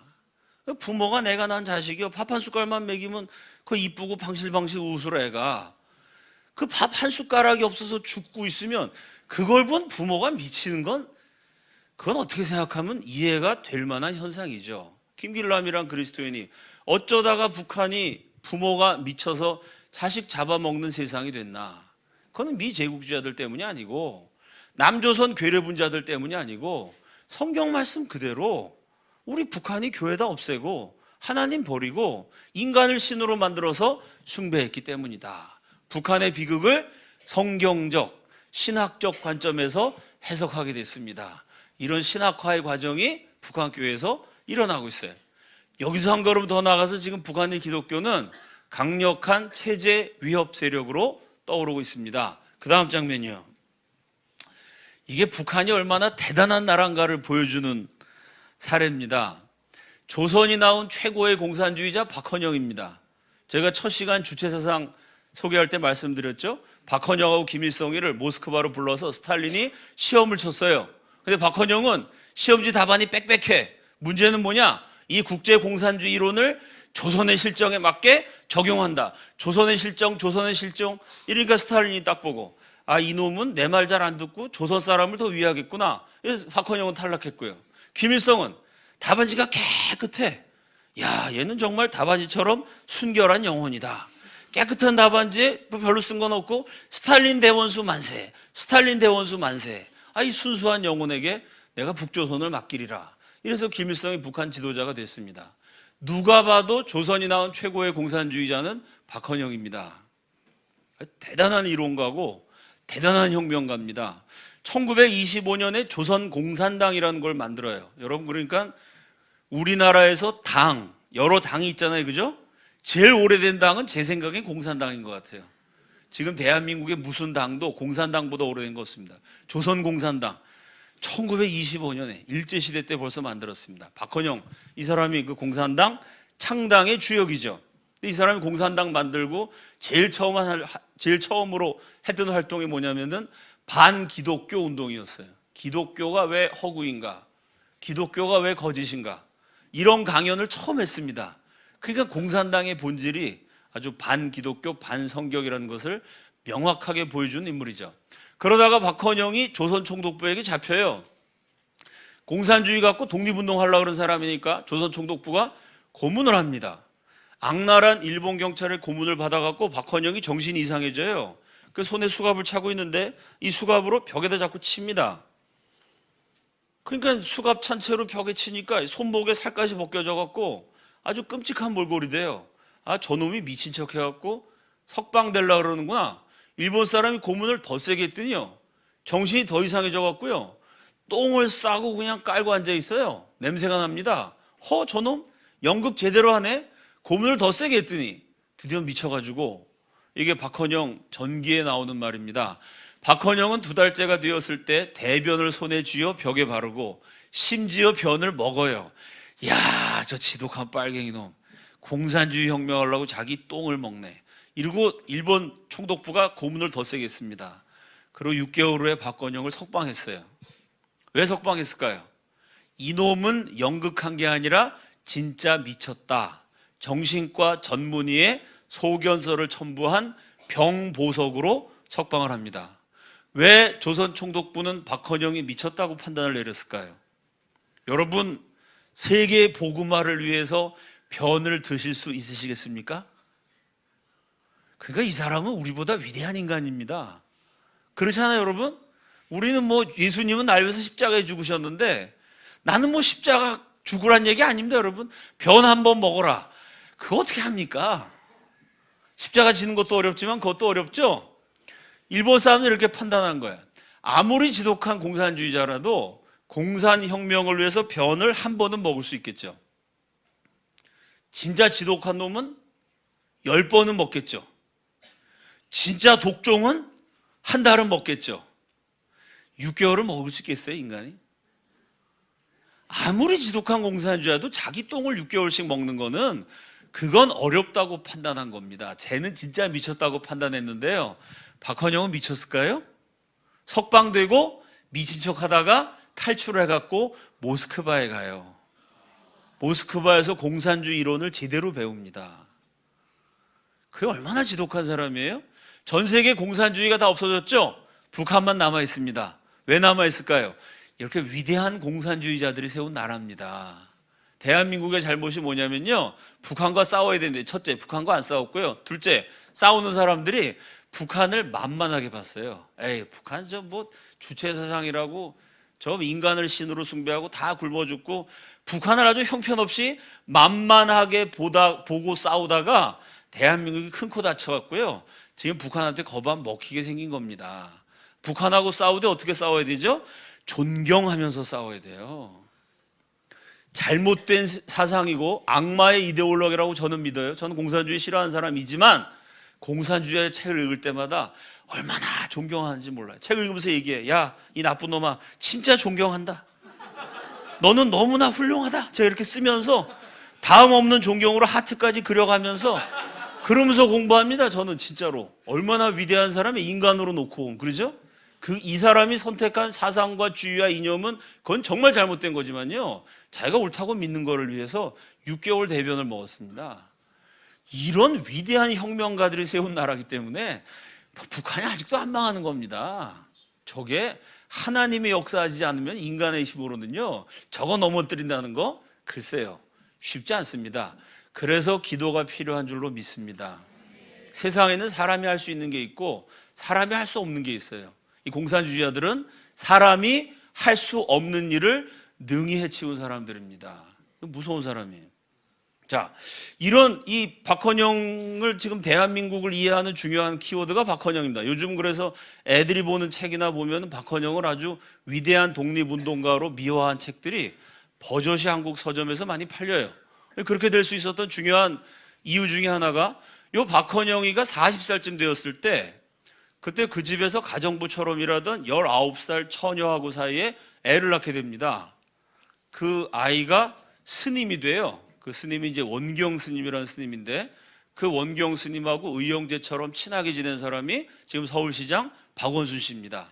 그래서 원순과 원경, 요 두 사람이 힘을 합쳐갖고 역사연구소를 세워요. 그 역사연구소 소속 학자들이 우리 한국 현대사 교과서를 써요. 그럼 여러분 보세요. 이 전설적인 혁명을 했던 박헌영, 누가 봐도 대단한 사람이거든요. 이 박헌영을 무자비하게 때려잡은 사람이 이승만이에요. 이 박헌영과 남노당은 대단했습니다. 누가 봐도 대한민국 공사가 되는 건데요, 이승만 대통령, 첫째, 공산주의자들에게 1단계 말로 회유한다. 공산주의 버려라. 그럼 살려준다. 둘째, 말이 안 통할 때는 싸우자. 때려잡자 공산당. 이러고 이승만이 남노당과 박헌영 공산당을 싹 쓸어버렸습니다. 그러면 이승만이 없었으면 누가 봐도 공사가 되는 건데, 이승만 때문에 남노당이 다 아주 그냥 박살이 나버렸거든요. 그 남노당의 후예가 역사교과서를 쓰면요, 그 후예가 세운 단체 소속 학자들이 역사교과서를 쓸 때 공산주의자 때려잡은 이승만과 대한민국은 위대하다라고 쓰겠어요? 아니면 학살자다라고 쓰겠어요?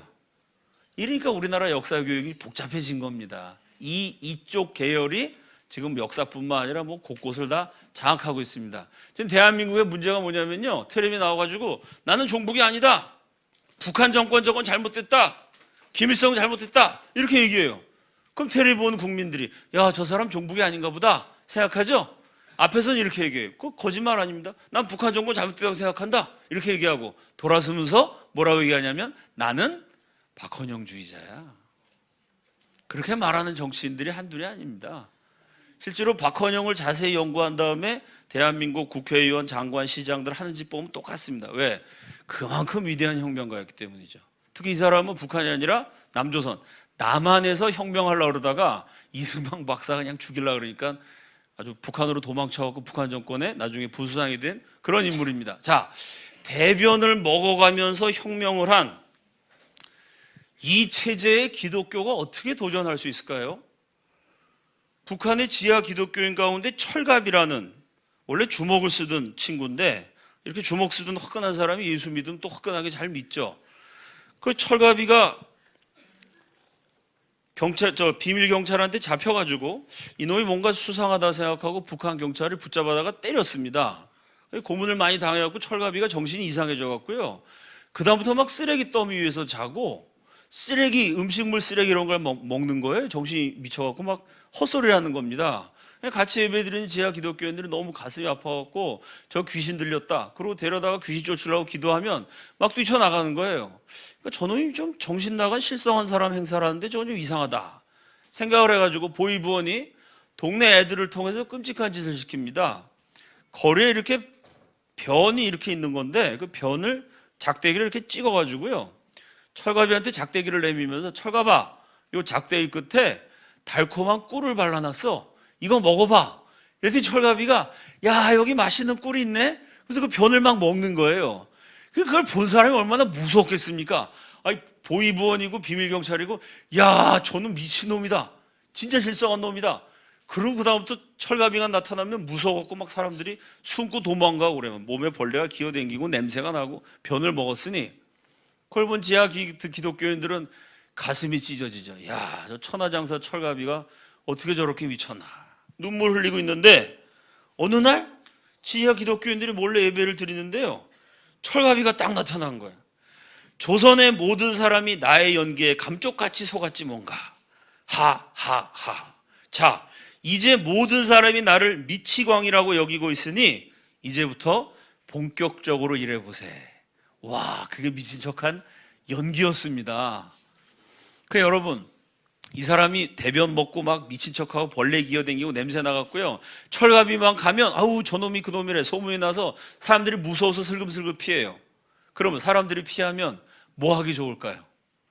성경책, 전도지, 운반하기가 얼마나 좋겠어요. 성경책 들고 가다 걸리면 그 자리에서 죽는데 철갑이가 들고 가면 사람들이 다 피한단 말이죠. 저는 똥 먹은 놈이라고 무서워서. 그래서 철갑이가 1997년부터 2000년까지 3년 동안 북한 전역을 돌아다니면서 전도지를 뿌려요.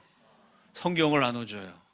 그런데 북한 경찰들이 보니까 철갑이 좀 미친놈인데 몸에 막 벌레가 기어다니고 냄새가 나고 곁에 갈 수가 없어요. 근데 철갑이란 녀석이 한번 왔다 가면 마을의 공기가 달라져요. 뭔가가 달라지니까 이상하죠. 결국 추격을 해갖고 성경책 전도지를 운반하고 있었던 것이 발각이 나서 감옥에 갇히고 6개월 동안 고문당하다가 2000년 6월에 감옥에서 순교합니다. 그 다음 장면이요. 그래서 북한은 이게 사람들이 쓰는 용어를 그대로 쓴 거예요. 좋은 말은 아닌데 대변을 먹은 지독한 빨갱이가 세운 나라를 지금 누가 도전하고 있어요? 이건 아무도 못 건드린 체제입니다. 김일성, 김정일, 김정은 3대 세습이라는 전생에 유례없는 강력한 통치 체제를 구축했는데 거기에 대변을 먹는 예수쟁이들이 그 체제를 지금 흔들고 있어요. 그 체제에 도전하고 있습니다. 이게 우리나라라고 생각하고 보면 진짜 대한민국 신문 보면 간이 오만해지죠. 야, 이 나라 이거 망하는 거 아니야? 불안한데요. 이게 남의 나라처럼 생각하고 남과 북을 보면은 세상에 이런 드라마가 없습니다. 북한은 북한대로 남한을 빠르게 선교하고 있고 주체사상으로. 우리 민족이 하여간 선교를 잘해요. 남한 또 남한대로 기독교로 북한을 빠르게 선교하고 있어요. 양쪽이 다 망해가는데 어느 쪽이 더 빨리 망하나. 이거 보는 게 굉장히 스릴이 있습니다. 이게 우리나라라고 생각하면 진짜 간이 오만해지는데 이걸 그냥 객관적으로 보면요, 남북의 현대사가 지금 이 순간도 얼마나 기가 막힌 사건들이 많은지 몰라요. 대변을 먹은 빨갱이가 세운 체제를 대변을 먹은 예수쟁이들이 지금 도전하고 있습니다. 북한에 이런 일이 일어나고 있어요. 자, 이제 강의의 마무리를 짓겠습니다. 그 다음 장면이요. 그러면 지금 북한의 선교가 일어나고 있는데 통일이라는 건 뭐냐? 이 한 장의 그림으로 설명할 수 있다고 생각을 합니다. 제가 크라이아웃 수요 기도회 때 와서 부흥에 대해서 강의를 했습니다. 들으신 분들 계시죠? 원산대부흥, 평양대부흥 강의할 때 바로 이곳 1907년 장대현 교회입니다. 이곳 장대현 교회에서 평양대부흥이 일어났죠. 1월 2일부터 14일까지 계속되었던 평안남도 도사경회 때 성령이 폭발적으로 역사해 갔고요. 한반도가 뒤집어지는, 전 세계 신학계가 진정한 오순절이다, 사도행전에 기록된 오순절 성령 강림의 역사가 세계에서 가장 가난한 나라라고도 할 수 없는 멸망해버린 식민지 조선 땅에서 일어났다. 전 세계가 깜짝 놀랐던 엄청난 성령 충만의 대사건 평양대부흥이 일어난 곳이 장대현 교회입니다. 그 북한 정권은 제가 첫날 말씀드렸지만요, 기독교를 뒤집으면 그게 북한 정권이 돼요. 김일성이 정권 잡자마자 제일 먼저 한 일이 요 장대현 교회를 싹 밀어버렸어요. 그 장대현 교회 자리에다가 평양 학생 소년 궁전을 세웁니다. 이 궁전은 거대한 공연장이에요. 이 궁전에 평양의 중학생, 고등학생, 대학생, 어른, 아이, 젊은이, 주로 학생들을 모아놓고요, 우상화 교육을 합니다. 이 궁전에서 김일성을 우상화하는, 신격화하는 영화, 연극, 노래, 각종 예술 공연을 해요. 다시 말해서 하나님을 찬양하고 하나님께 기도했던 바로 그 자리에 김일성의 신전을 세워놓고 김일성을 찬양한 것입니다. 이 평양 학생 소년 궁전에서 발표된 신곡 노래가 뭐가 있냐? 세상에 부러움 없어라. 어버이 수령을 섬기니까 세상에 부러움이 없다는 거죠. 우리의 아버지는 김일성 원수님, 우리의 집은 당의 풍. 우리 선조들이 하나님께 기도했던 평양 대붕의 현장을 밀어버리고 김일성을 찬양하는 신전을 세운 것, 이게 북한의 비극이고 이게 분단의 본질입니다. 그럼 통일이란 건 뭘까요? 그 평양 학생 궁전을 밀어버리고 그 자리에 다시 하나님의 교회를 재건하는 것, 그것이 통일인 줄로 믿습니다. 북한 전역에 있는 20만 개의 우상화물을 싹 쓸어버리고 그 자리에 성경을 나눠주고 기도의 집을 세우고 하나님의 교회를 세워서 하나님을 찬양하는 체제로 만드는 것, 그것이 복음 통일인 줄로 믿습니다. 그 다음 장면이요, 통일에 대한 말씀 에스겔서 37장 15절에서 17절입니다. 다 함께 읽습니다. 시작.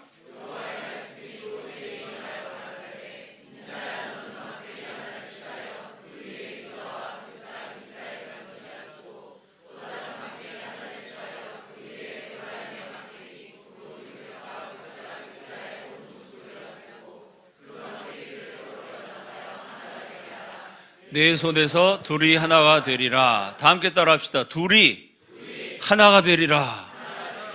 한국처럼 이스라엘도 남과 북으로 분단되어 있었습니다. 그 북이스라엘과 남유다가 내 손에서 둘이 하나가 되리라, 통일될 것이라는 예언의 말씀입니다. 그런데 이 네 손이 누구의 손일까요? 여러분, 네 손에서 둘이 하나가 되어야 합니다. 아멘이시죠? 그 에스겔서의 말씀인데 문제는 뭐냐? 네 손이 누구의 손이냐는 거예요. 김정은의 손에서 둘이 하나가 되리라. 이러면 끔찍합니다. 대한민국을 지금 지배하고 있는 주사파 혹은 박헌영 주의자들의 손에서 둘이 하나가 되리라. 그럼 대한민국의 모든 성취는 물거품으로 무너질 겁니다. 지금 이미 그렇게 무너지고 있어요. 기독교의 숫자가 급속도로 줄어들고 정치, 경제, 사회, 문화, 교육, 종교 할 것 없이 좌경화, 종북화가 맹렬한 속도로 지금 진행되고 있는 시점입니다. 김일성 주의자의 손, 박헌영 주의자의 손, 종북 세력의 손, 안티기독교, 친이슬람, 친동성애 세력의 손에서 둘이 하나가 되면요, 그건 끔찍한 비극입니다. 그럼 누구의 손에서 둘이 하나가 되어야 될까요? 네 손, 누구의 손입니까? 선지자 에스겔의 손이에요. 에스겔서 37장, 에스겔 37장 그러면 떠오르는 장면이 있죠? 마른 뼈가 살아나는 환상입니다. 사람이 죽으면 시체가 있습니다. 뼈와 살이 있어요. 살이 다 썩어버렸다는 건 사람이 죽고 시간이 많이 흘렀습니다. 아니, 사람이 죽고 살이 다 썩어서 뼈다귀만 남았어. 이건 어떻게 해볼 수가 없습니다. 근데 그 뼈조차도 시간이 오래돼갖고 처음엔 뼈에 물기가 있겠죠. 그 뼈조차도 말랐어요. 그 마른 뼈라는 건 뭡니까? 이미 손도 쓸 수 없는 비참과 비극과 재앙이 너무 오래 지나간 다음이에요. 뭐 시체면은 나사로야 나오너라, 뭐 사흘만 되면 이렇게 나올 수도 있고, 엘리야 엘리사가 시체에 올라와서 기도했더니 시체가 살아나지 않습니까? 그냥 살이라도 붙어 있으면 살아나겠는데 이건 살이 다 썩었어요. 뼈만 남았습니다. 그 뼈조차도 말랐어요.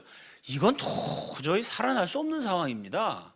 그 마른 뼈만 잔뜩 쌓여 있으니까 하나님이 에스겔 선지자에게 묻습니다. 인자야, 마른 뼈가 살아나겠느냐? 아유, 하나님, 저게 어떻게 살아납니까? 근데 하나님 뭐라 하시냐면 말씀을 대원해라. 그래서 대원했더니요, 그 마른 뼈가 살아나서 강력한 군대가 됐습니다. 사람으로는 불가능이어도 하나님은 전능이신 줄로 믿습니다. 하나님 말씀이 선포되고 성령이 역사하시면 마른 뼈도 살아날 수 있는 줄로 믿습니다. 이미 비참과 절망이 오래되어서 뼈조차 말라 비틀어진 상황이지만 그 마른 뼈가 강력한 군대로 부활할 수 있는 줄로 믿습니다. 이 네 손은 어떤 손이에요? 하나님 말씀을 대언한 예언자의 손입니다. 성령 충만한 하나님의 사람의 손이에요. 성령이 그를 통해 역사하셔서 마른 뼈가 살아나는 기적의 도구로 쓰임받았던 역사의 지도자의 손입니다. 이 위대한 성령 충만한 크리스찬 리더의 손에서, 하나님 말씀을 대언하는 하나님이 세우신 종의 손에서, 네 손에서 둘이 하나가 되어야 통일이 이 민족의 축복이 될 수 있어요. 기도하는 사람의 손 안에서 통일이 돼야 됩니다. 성령 충만한 사람의 손 안에서 통일이 돼야 돼요. 기적이 뭔지도 모르는, 하나님이 살아계신지도 모르는 그런 사람들에게 민족의 중대한 운명을 맡겨놓을 수 없습니다. 성령이 역사하시면, 말씀이 선포되면 기적은 21세기에도 가능하다.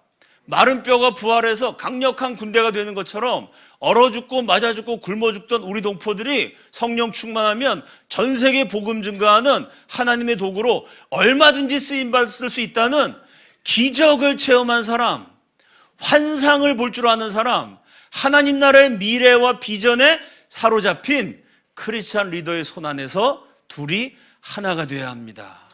그렇게 통일의 지도자로 쓰임받는 저와 여러분 될 수 있기를 우리 주님의 이름으로 축원합니다. 우리 함께 기도하겠습니다.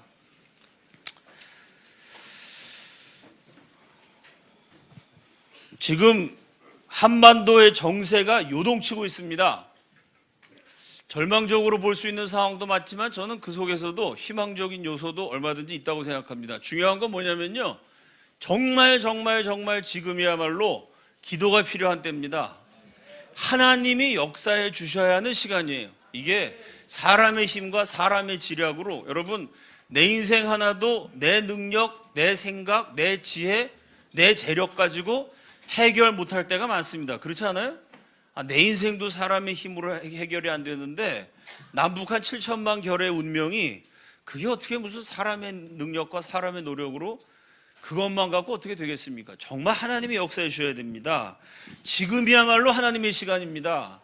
지금이야말로 성령이 역사하셔야 하는 시간입니다.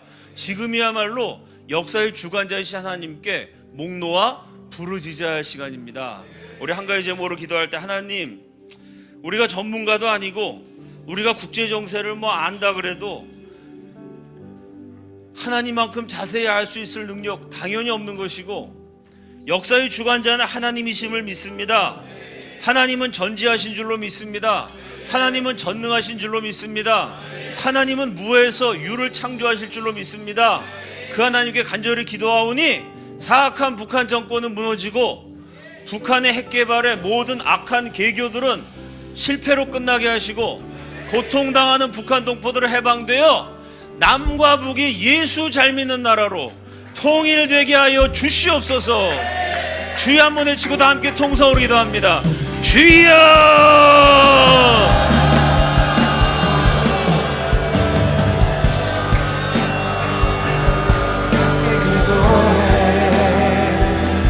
주 앞에 나와